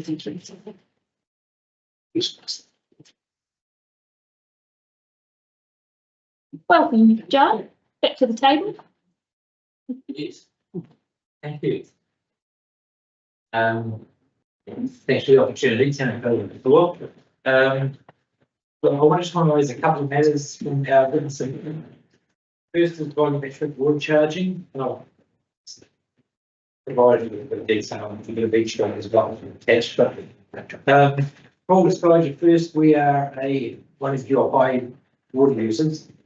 Yet we fully support your aim to reduce the need to invest in capacity and the importance of eliminating cross subsidisation that would disadvantage poor families in favour of those with more. However, looking through your proposal, a preferred option of a blunt, immediate pricing instrument may in fact backfire financially on the council with those very people that you'll want to assist. And so I thought I'd offer an alternative.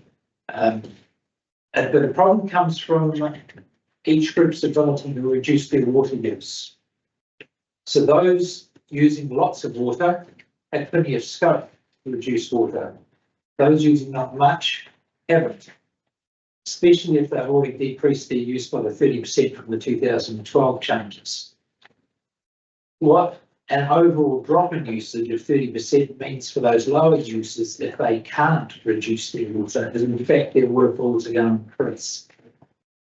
And they will, if on 100 cubic metres goes from 60 to 240, and while others will be dropping by 30%.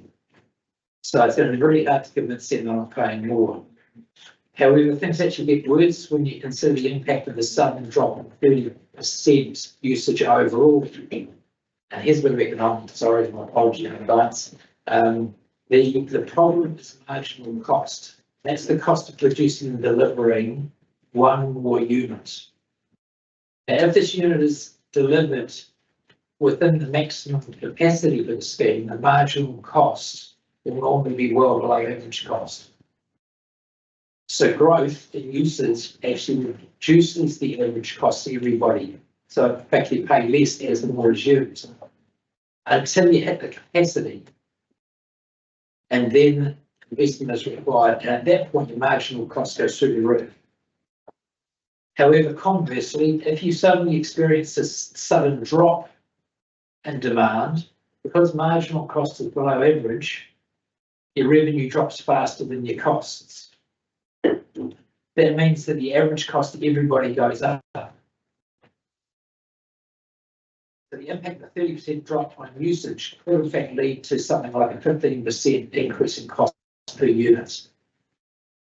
So when you provide both barrels to those lower using water properties, they'll likely see an overall increase in cost through your design. A better alternative or outcome may be to maintain the efficiency near to but below capacity, spreading the load over the scheme of costs across the greatest number of people. Only in schemes where the usage is nearing capacity growth is planned, introduce a pricing structure that focuses on the high water users alone, so a graduated scale rather than a universal one, like a congestion charge, effectively for those of us who use lots of water, and then calculate a new base charge for volumetric water using understanding marginal cost, and encourage large users to irrigate the outback time. Well, for all of these reasons and those in our submission, it's in everybody's interest for council to reconsider your pricing proposal, shift use for non-potable uses to times that suit your demand profile. A bit more detail and look back 2 pages, which I'm going to go through, but I prefer them. I thought I'd give them to you. Maintain use near your capacity until such time as you need that capacity for growth. The other thing I think is important is that you actually help people transition rather than just let them sort it for themselves. When you're leading this, you're going to get more engagement and compliance rather than just resistance and argument. And you can also influence the pace of transition, which is important if you want to maximise revenue and minimise cost. So that's water. Second matter we wish to raise is that of the $250,000 donation to the Highland Motorsport Fund. We think that it's great that the supercars can possibly come to Highland Park. However, it's clear that Highlands is a business, supercars is the business. Profits are the intended outcome. Also, it's a rich person's activity.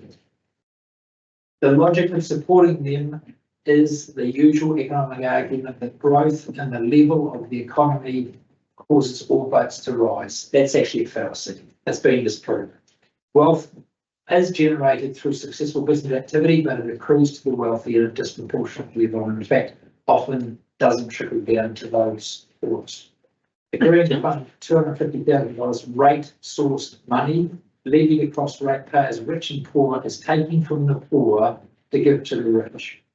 We find it obscene and unreasonable that a business would actually come and ask for it personally, and you're much better off actually for saying no to the thing you already support than through the services that provide.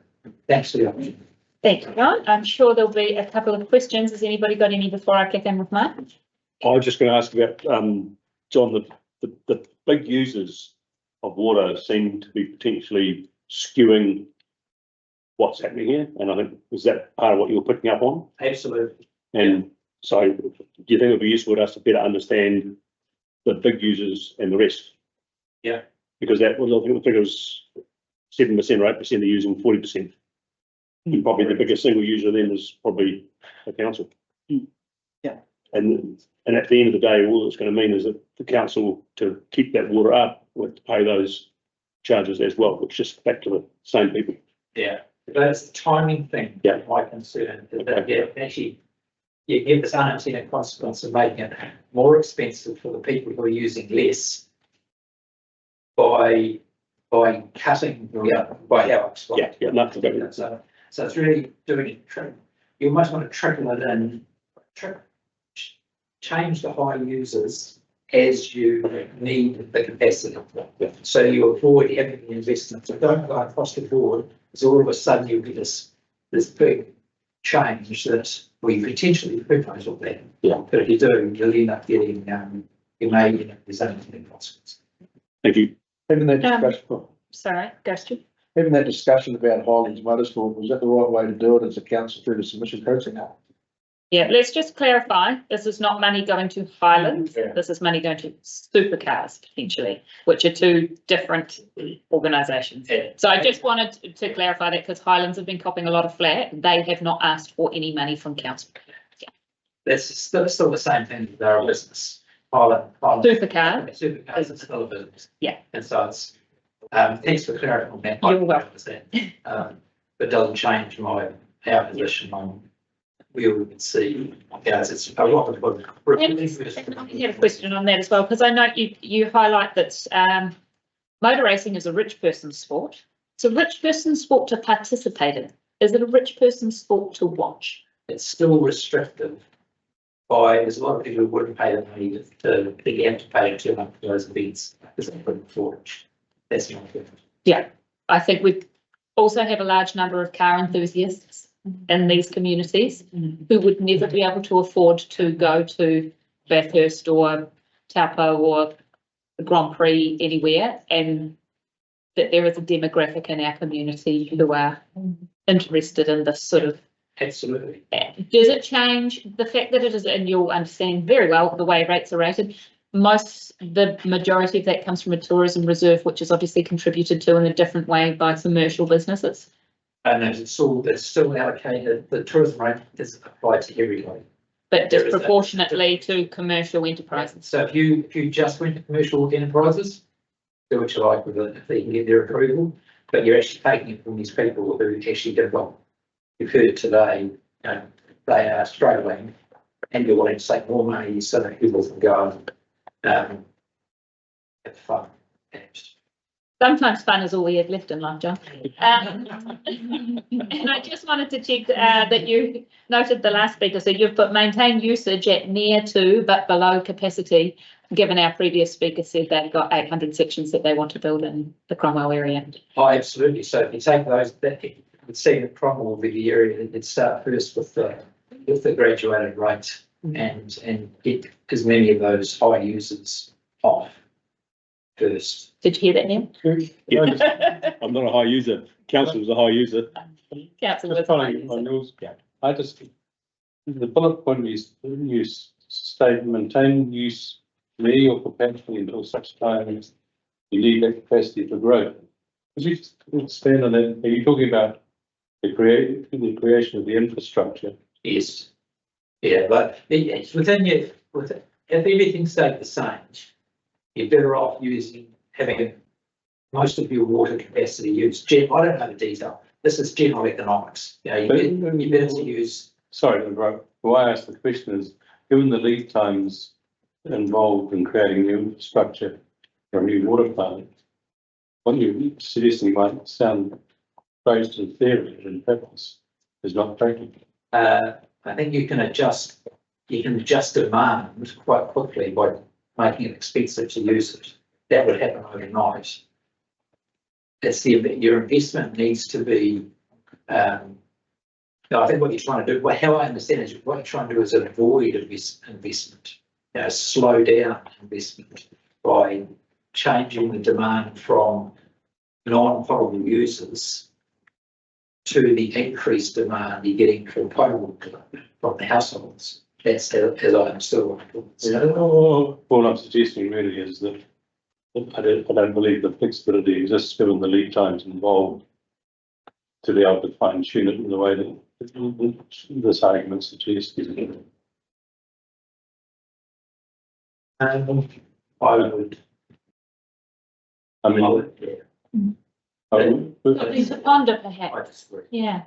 Thank you very much for your time, John. Really appreciate that. Melissa and Ross. It's good.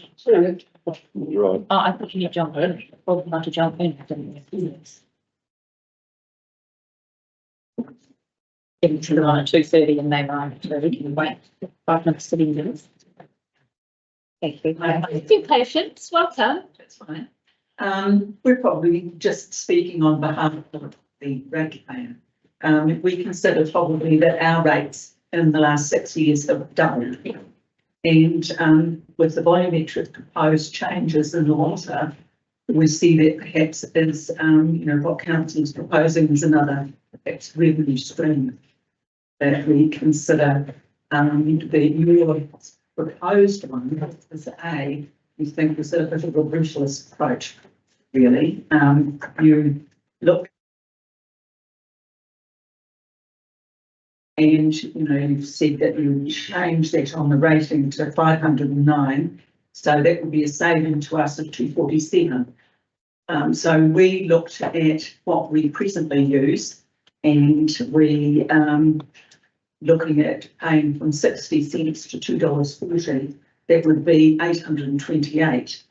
So with the savings that we make, 247, we'd still be paying, it would be 581. So it would be $374 more than we're paying now.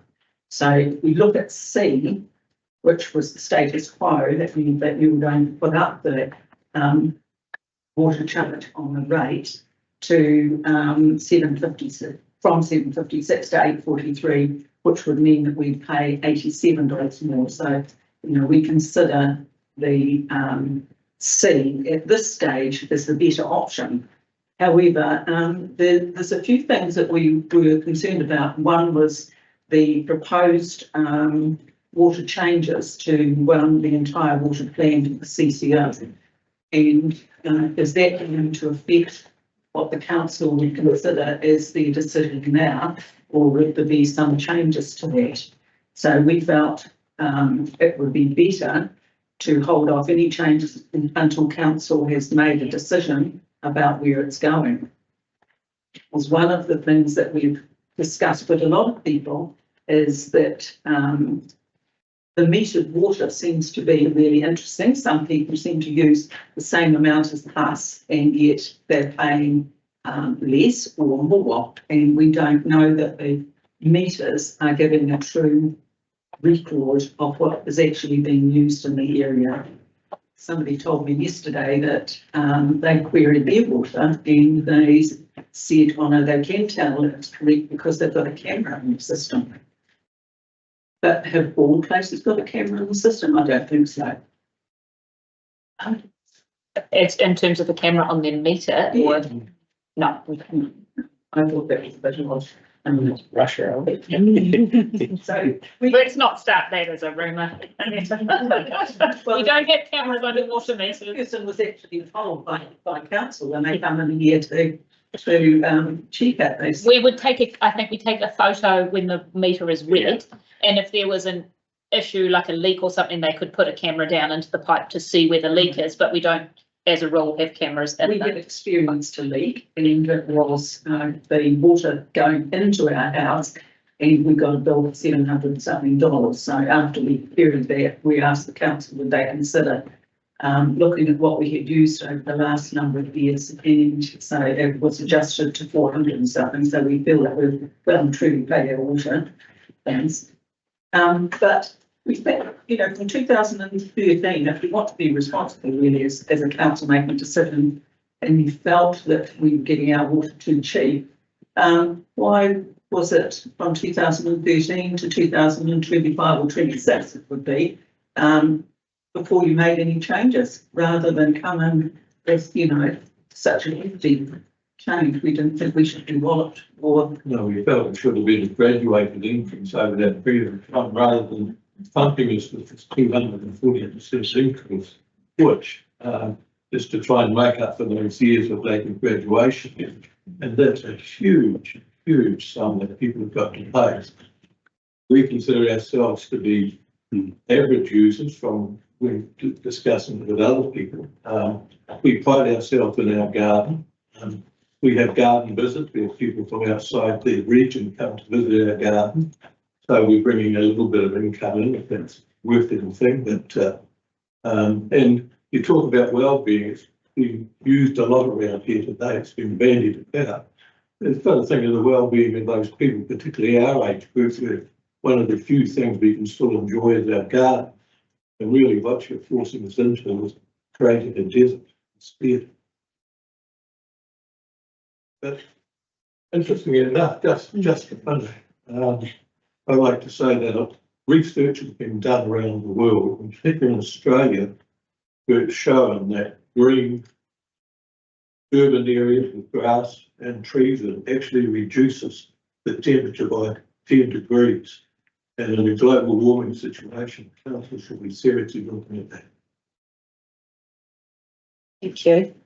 I wondered, one of the things that we have spoken about when it comes to putting up that charge for the volumetric and reducing the fixed charge is people's ability to save 20 to 30% of water. Do you think that you would have the ability to save, and the people that you've spoken to, does anybody feel like they could cut back their water by? Already we have a basin in our sink, and so anything that we're rinsing, we keep that water, and that water goes out into the garden.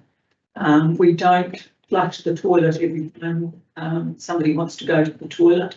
But also, if you're using biochar and things, it's very good to actually pee in it, apparently.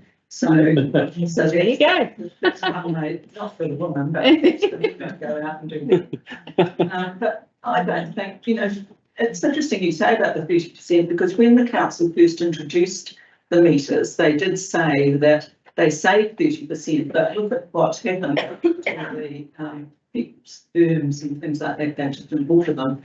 And the other thing is, how did that affect the council? Because, I did hear that the council did lose money on when that actually happened. So, that's something I think that the other speakers sort of suggested, that to look hard at those types of things. We do need to, yeah. And in terms of the kind of revenue making that you touched on at the beginning, just wanted to reassure you, the money that we collect for water can only be spent on water. It is ring fenced. It can't go towards new library books or subsidising the pool or anything like that. No, yeah, wonderful. Thank you very much for your time today. We appreciate you coming in. Now, someone online? John. Hopefully John is online. John, can you hear us? John Cox online. Yes, thank you. Thank you. Yes. Good afternoon. So I'll jump into it if that's all right. Please. So firstly, thank you for this opportunity to be heard. As said, my name is John Cox. I'm an elected member of the Patearoa Community Group and a part-time resident of Patearoa. I'm here representing the group on the proposed divestment of the Patearoa Hall. The group, previously known as the Patearoa Ratepayers Association, is active. Activities are listed in our written submission. A regular newsletter is issued to 187 individuals, and the number is growing. The Patearoa Upper Tairi community-led plan was adopted in 2019. The fourth objective is about the hall, to determine its future in liaison with the council. Patearoa Domain and or the hall attracts people and events from near and afar, some national events, and these are listed in our written submission. 2 swimming holes in the Salburn River are increasingly popular with locals and those around the Maniatoto and those outside the Maniatoto. The walkways are increasingly popular. It's the only public walkway for a big distance all around. We and other volunteers maintain these. Te Aki Maniatoto's nursery with public sales and their annual Tairiwai River Festival attracts people from within and beyond the Maniatoto. The domain and the toilets enable such gatherings, and the hall enables inside functions. The Patearoa Hotel and pub closed early this year. The loss to the community has been strongly vocalised within the community. Our group and others in the community learnt about the proposed divestment from the Maniatoto Community Board December 24 meeting agenda. Immediately we were active, seeking information from council and consulting with the community. The consultation meeting provided by council staff was appreciated. A community questionnaire drew 59 responses. 75 said a hall is needed. 66% supported a community developed hall. Our group organised 2 public meetings in Patearoa. In total, 48 attended, 18 apologised for absence. Strong themes from the questionnaire and meetings were the Patearoa Hall is a highly valued community facility. An appropriate community building is needed. We must ensure this. Such a building needs to be multi-purpose. Neither the Patearoa Golf Club building nor the bowling club building is ideal. Each has constraints that limit times of use and types of functions. Use of the Patearoa Hall needs to be better enabled while it's operating, and more information about users and its use needs to be gathered. That was something that came up in a public meeting. We need reasonable time to investigate options and to agree a solution, and with reference is the Omakau community building development. It started in 2016. It indicates a time for a community to do its homework and, importantly, gain consensus. The meetings have included those from the Patearoa Hall Committee and the Patearoa Recreation Reserve Committee.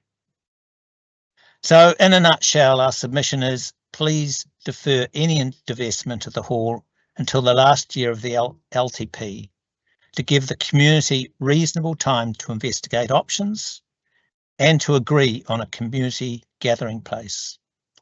So that's, thank you. Thank you very much, John. And I just wanted to check, so this LTP, while it covers 9 years, it's actually only a 2-year process. Were you looking for a 2-year deferral or a 9-year deferral? Well, we push it out 2 years. We think is just not reasonable for a community to do its homework. There's a good amount of work, as we know, in doing this, and to investigate options and to come up with a solution. So 2 years is absolutely too short. So we understood it could be years 1, 2, 3, 4 or 5, 6, 7 or 8 or 9. Yeah. So thank you. Just wanted that clarity. Thank you very much. Has anybody got any questions for John? Okay. Wonderful. Thanks. We appreciate your patience. We know we are running behind. Okay. Thank you. Thank you. Next up, Helen Scholes. Welcome, Helen.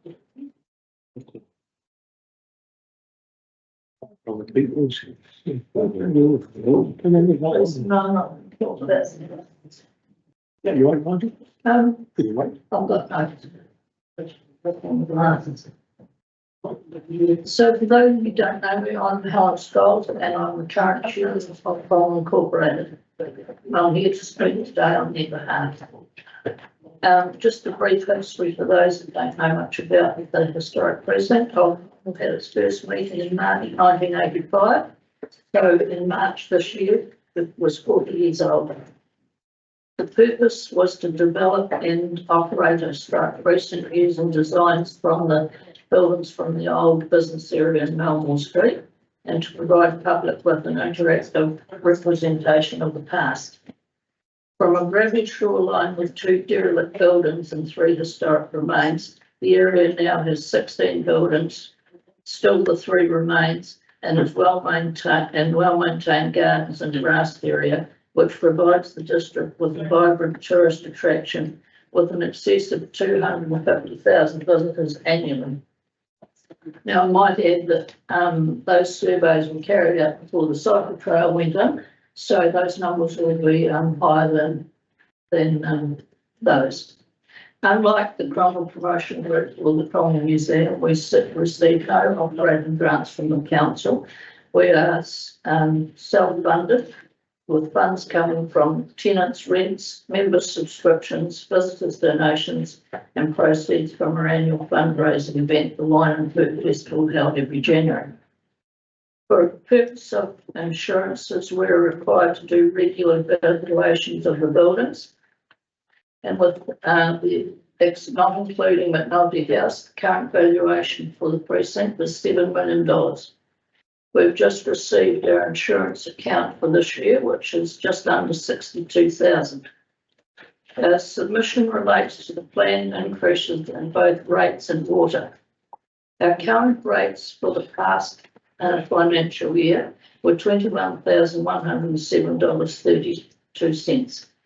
And if the proposed 8% increase goes ahead, we will be looking for another $1,688.58. The proposed increase for waters are a grave concern for our organisation, and based on the current usage, and I'll be interested to know from someone what is considered a high user. Our current usage is 5,736 cubic metres. You're a high user. You're a high user. Thank you.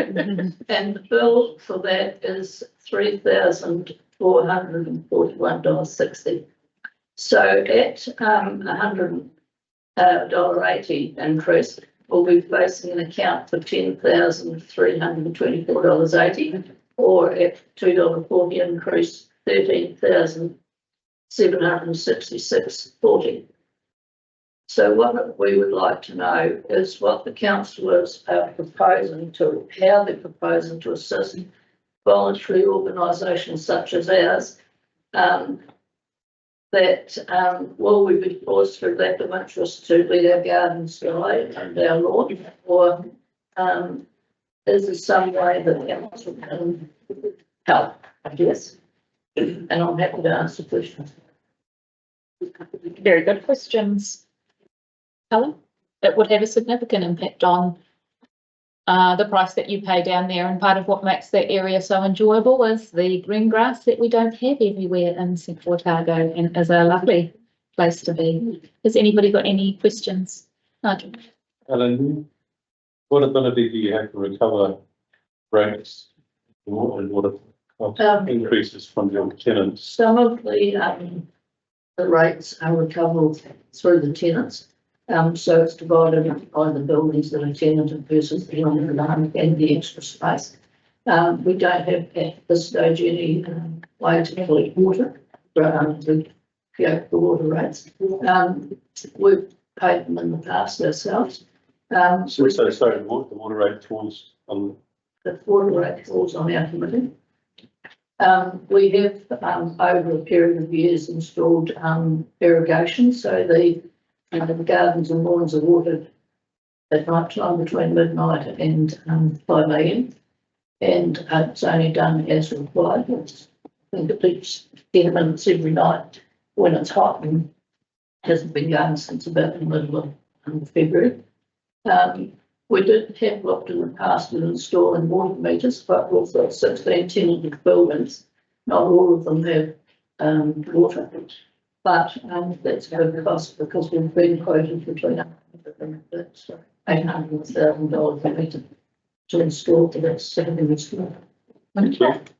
Thank you very much. Appreciate you coming down today. Chris Winter. Afternoon. Hi, yeah. There's 3 hats to put on. Excellent. Thank you for allowing me to come speak to you. I'm going to be, my submission today is about the outdoor pool hours. 3 hats I've got is one is a mechanical engineer, one is for the Alexandra Swimming Club, and one is for Ice Swimming New Zealand. So my first hat, I'll be able to put it on. Brilliant. I'm a qualified consulting mechanical engineer specialising in building services. I've worked for the last 20 years in Central Otago region on multiple and private owned pools at that time. After looking through the proposed cost savings provided by council, I would dispute the figures that have been submitted for the annual running costs. I feel these figures put forward do not reflect the actual running cost on the pool on its own, and these look to be very generalised and possibly include some of the overall running costs for the entire pool facility. Why has the council not provided actual running costs and usage data for the last 5 years to the public for consideration?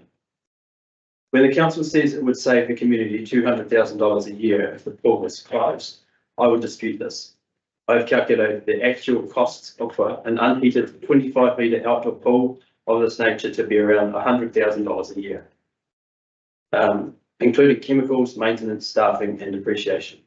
So I'm not sure where the extra $100,000 is coming from. I have asked for the actual running costs for the council staff, but this has not been released. Right. So, swimming club. The outdoor pool in the summer is needed for spillover training when the indoor pool is at capacity, and for swimming meets and competitions for warm up and warm downs. Over 170 swimmers from all over the Lower South Island attended our last Alexandra swimming meet in February for 2 days. This meet would bring in tens of thousands of dollars to our community, with people staying overnight and eating in our restaurants. It was frustrating to hear the council has publicised that the pool was not getting used enough in the summer. My family and I attend the pool daily for training. I myself have been in the pool many times and wanted to swim in the outdoor pool, but due to a lack of staffing, the outdoor pool is often closed. So when the council published the outdoor pool isn't being used by the public, this is a misleading statement. It is more of a staffing issue than a public use problem. If the pool was more open more often, more people would use it. People travel from far and wide to use this pool. I met a man recently who travelled from Invercargill just for the sole reason of swimming in their pool, in the outdoor pool.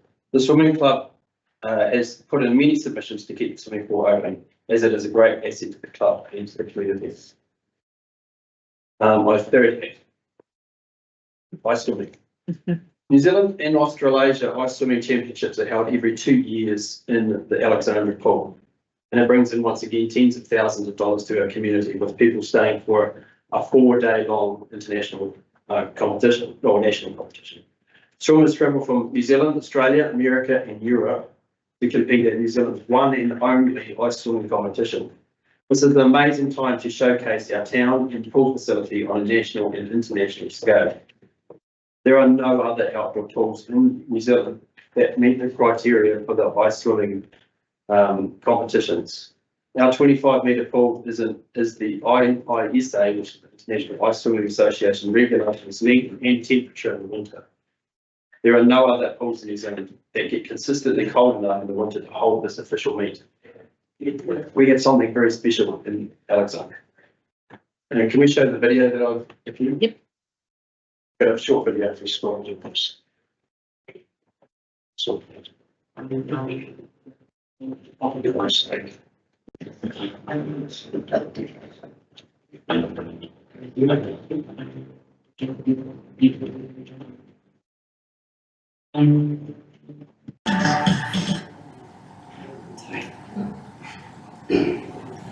can you smile when you get cold?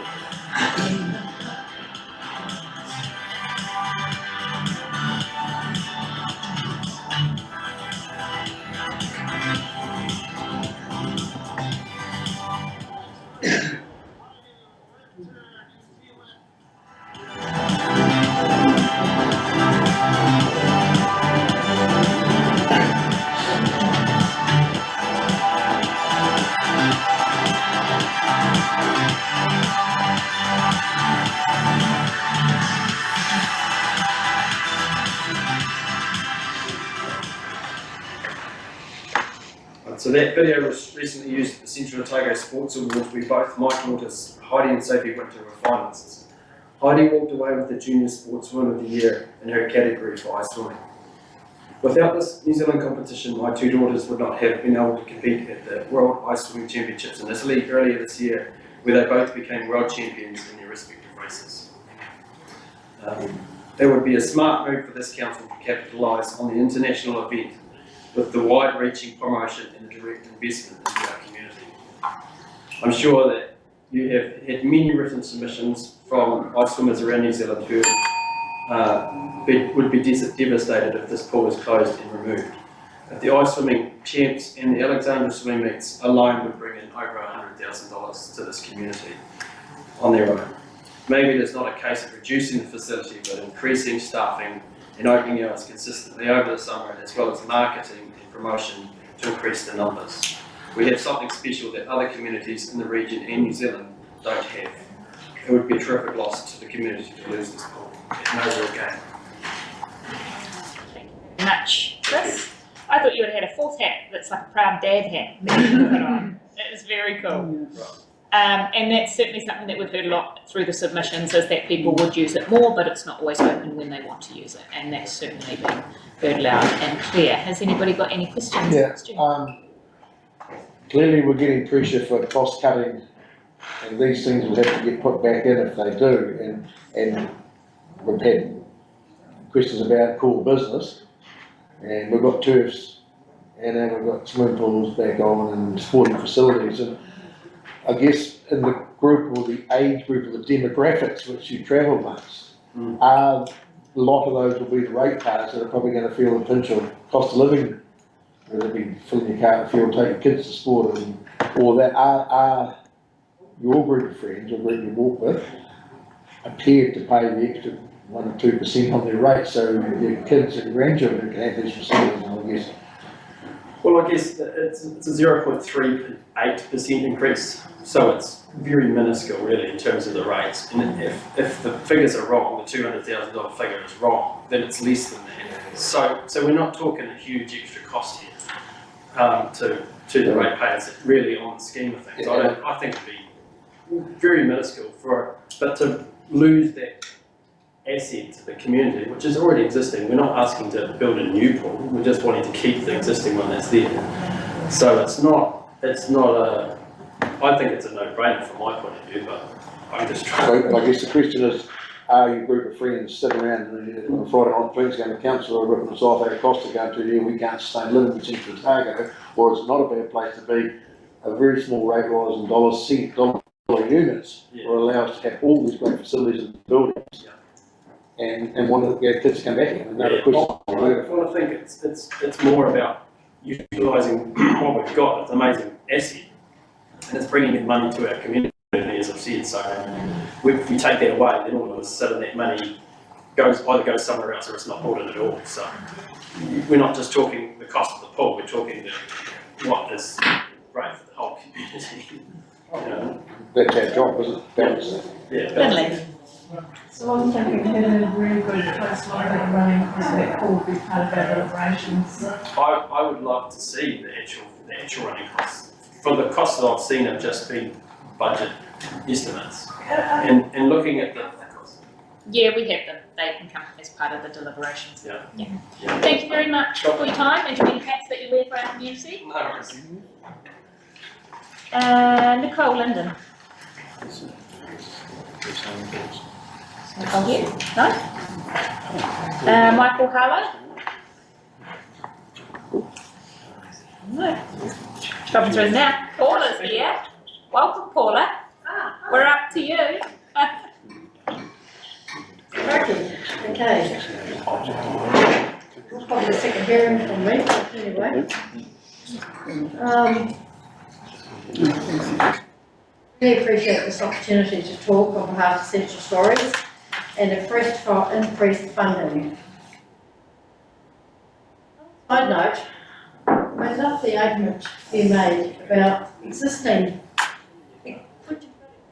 here and not closing it down and wasting it, because that's pretty much the boat we're in as well. Use your existing facilities.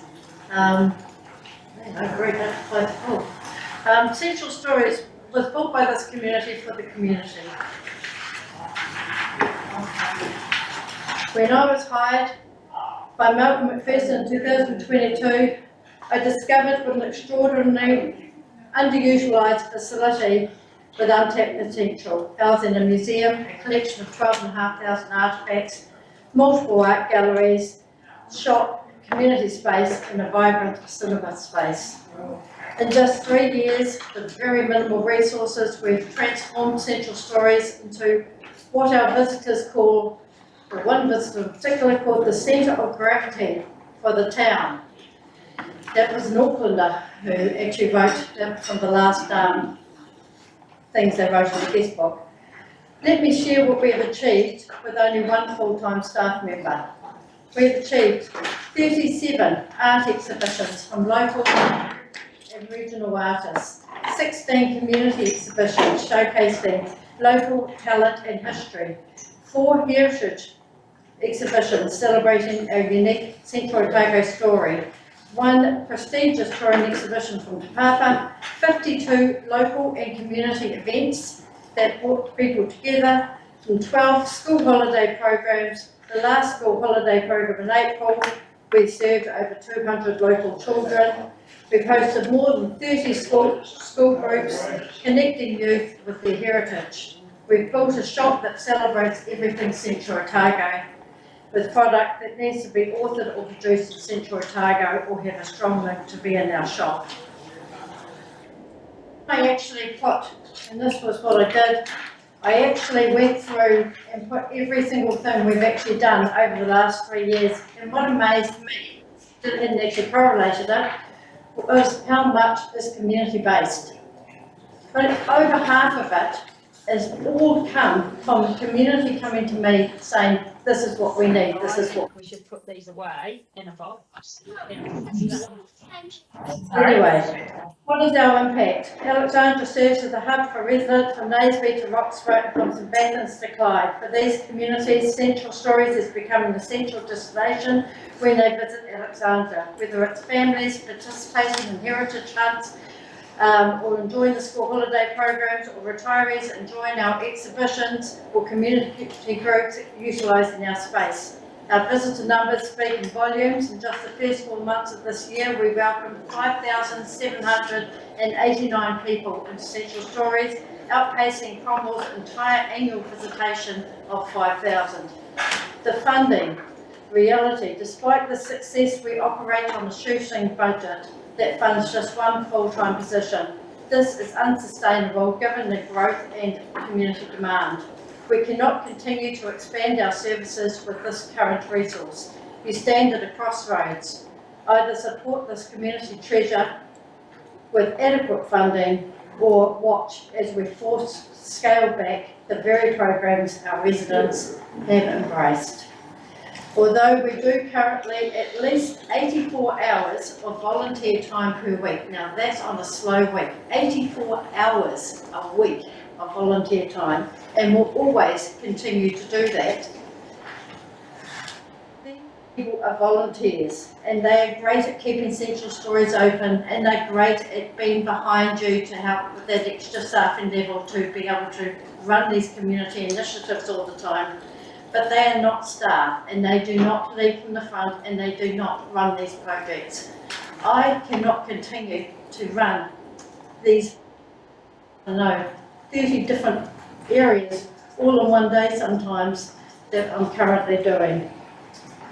So what we're requesting, an increase from 80,000 to 160,000 annually. This represents $6 per ratepayer per year, the cost of a single cup of coffee. While Cromwell's new cultural centre will be a valuable addition to our region, it will serve a different audience and purpose. Residents from Mangatoto and Teviot will continue to use Alexandra as their service centre, to do their shopping, to go to the doctor. Central Stories will still be their regional museum.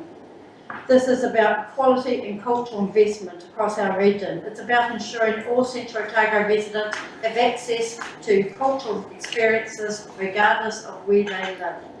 The choice before you, you have the opportunity to recognise the demonstrated value of Central Stories and what we bring to our communities, invest in an institution that reaches thousands of residents annually, and support a sustainable model that allows us to meet our growing demand. It is seriously growing. What I was doing 60 hours a week a year ago, as part of, because I've chosen to do those extra hours, was kind of sustainable. A year later, I can hardly keep my head above water. That is how much the community has reached out and wanted all these things to grow.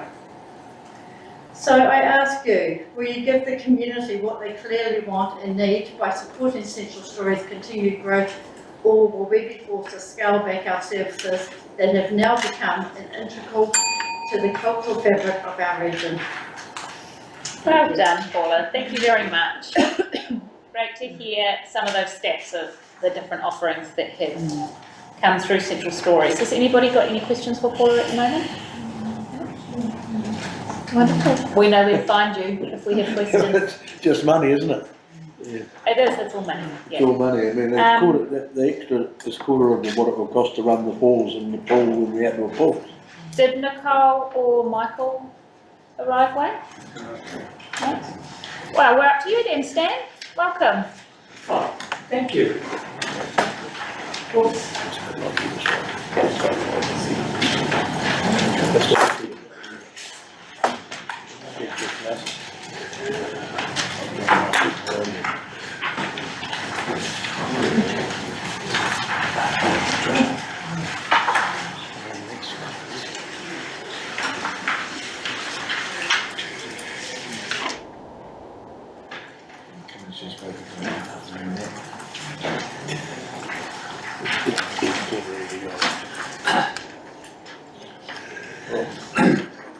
Well, I'm speaking on behalf of Great Power and myself. Some of it's Great Power and some of it's myself. I trust you have seen my submission, the written submission, which I trust you've read. So to add to that, I'd like to make reinforce the thing about the council's responsibility to forecast the magnitude of future rates. I've looked at the great, what I've projected, I've looked at what you guys have projected, they don't correlate, and so it's not, I can't quite understand how you get your figures. So that's something you can ask about. So that's the first thing about the unaffordability of rates on the long term. And so you're going to have to make a decision. So not just a 10-year plan, a 20-year plan. So if you're getting up to say $10,000 for rates in 2034, then you're going to have to be considering what the rates are going to be due in 2054, starting at 10,000. So that kind of approach is, I think, long-term needs to be considered. We believe the core services are the priority of presentation from the council. And I'd like to mention 4 of them. The first is water. I'd like you to consider, reconsider, or we would like you to reconsider the place of each of the 3 waters. You've got potable water, wastewater, stormwater. I hope you think, you need to realise that the potable water is a closed system. At the beginning, pipes in. The wastewater is a closed system. There's a beginning, a middle, and an end. But the stormwater doesn't. The stormwater is a very complex system, even though we've got low rainfall and flooding that, but the system is in. It's an open system. It's got a beginning, in which you've got the water going into roads and gutters, which is the council's job. You've got a middle, which is pipes and sumps, which is the future possible company's job. You've got some streams or sources where the water is going to go. That's a regional council job.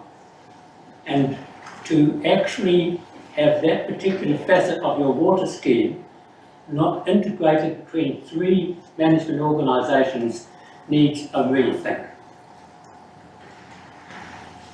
The specific immediate demands I think that you need to consider about with water is you should be focusing yourself on the potable, on the immediate demand for each urban component in the region. In other words, what does each part of the urban area which receives the water have to get this year? What is it? We've got to do it, that kind of thing. You do that for each area. We don't know what has to be done for the 2025 year and how much it's going to cost. That is not in the plan. It's the kind of thing that, it's the kind of a business approach that you're going to do when you're managing such things as financing and things like that. you also need to look at the roading and bridges, what has to be done this year for the 2025 year. And say, these things, we've got, you can tell the ratepayer, we've got to do this because otherwise we have to close the bridge or whatever. But you've got to tell them what is the fundamental must have. And the amenities is the same thing. Next thing I'd like to mention, so that's some things. I'd like to mention the other thing about combinations of the proposed company. What we'll finish up with the company as a CEO, we'll have 5 CEOs all managing the company. And to my mind, I'm not sure how that's going to manage. So we've got districtisation. Is that going to be the method used? And if you just wanted to finish up with your last comments, because I'd like there to be some time for people to ask you questions. Is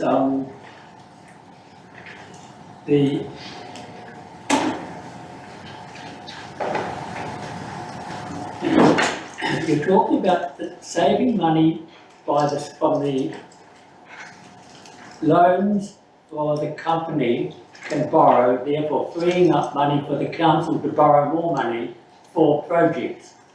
If you don't say what the projects are you're going to do by borrowing with the freed up money. Any questions for? One, you mentioned we're going to have 5 CEOs managing the water company. I don't understand where you got 5. I would have thought we had one. You've got a CEO for the water company, yeah. Okay, and you've got 5 CEOs who own the company. The council owns the company. Well, the CEO's on the council. The CEO does not own the council. The ratepayers own the council. That's why it's called a council-controlled organisation, is that they set out their statement of intent, what they were required to deliver, and they run the business. And we just effectively a shareholder. So no, but in your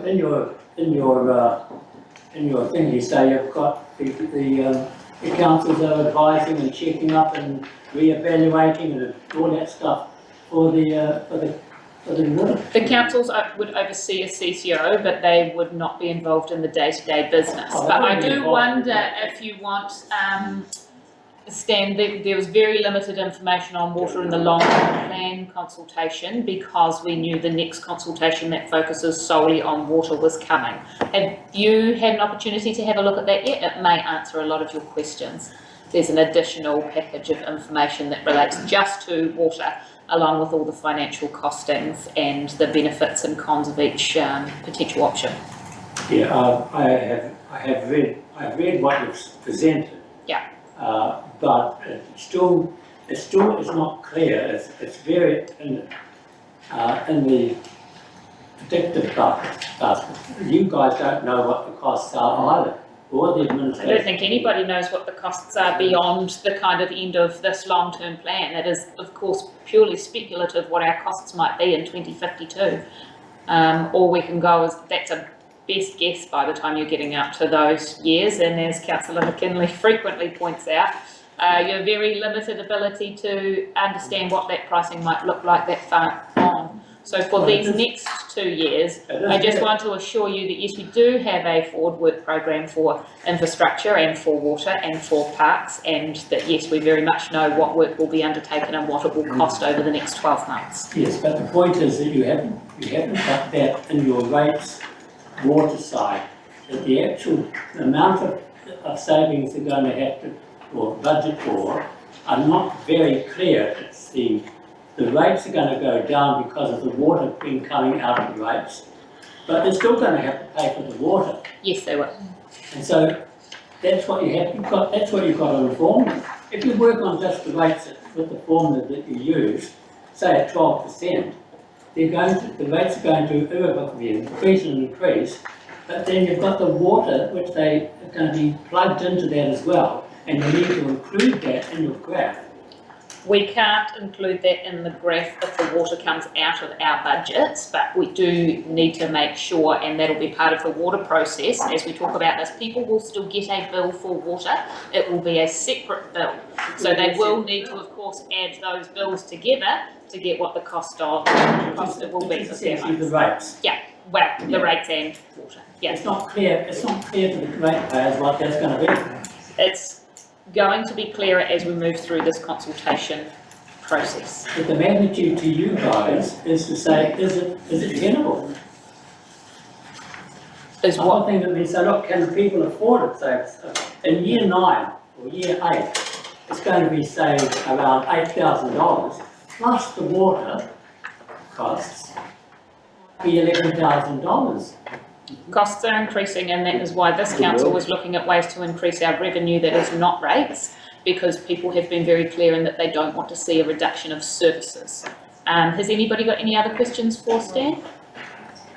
No, thank you very much. We were scheduled for a break, but what I'm going to do is not take a half-hour break because we are running quite far behind, but we will have a 3-minute break, please, and I will have my timer on, so we'll see you back in 3 minutes.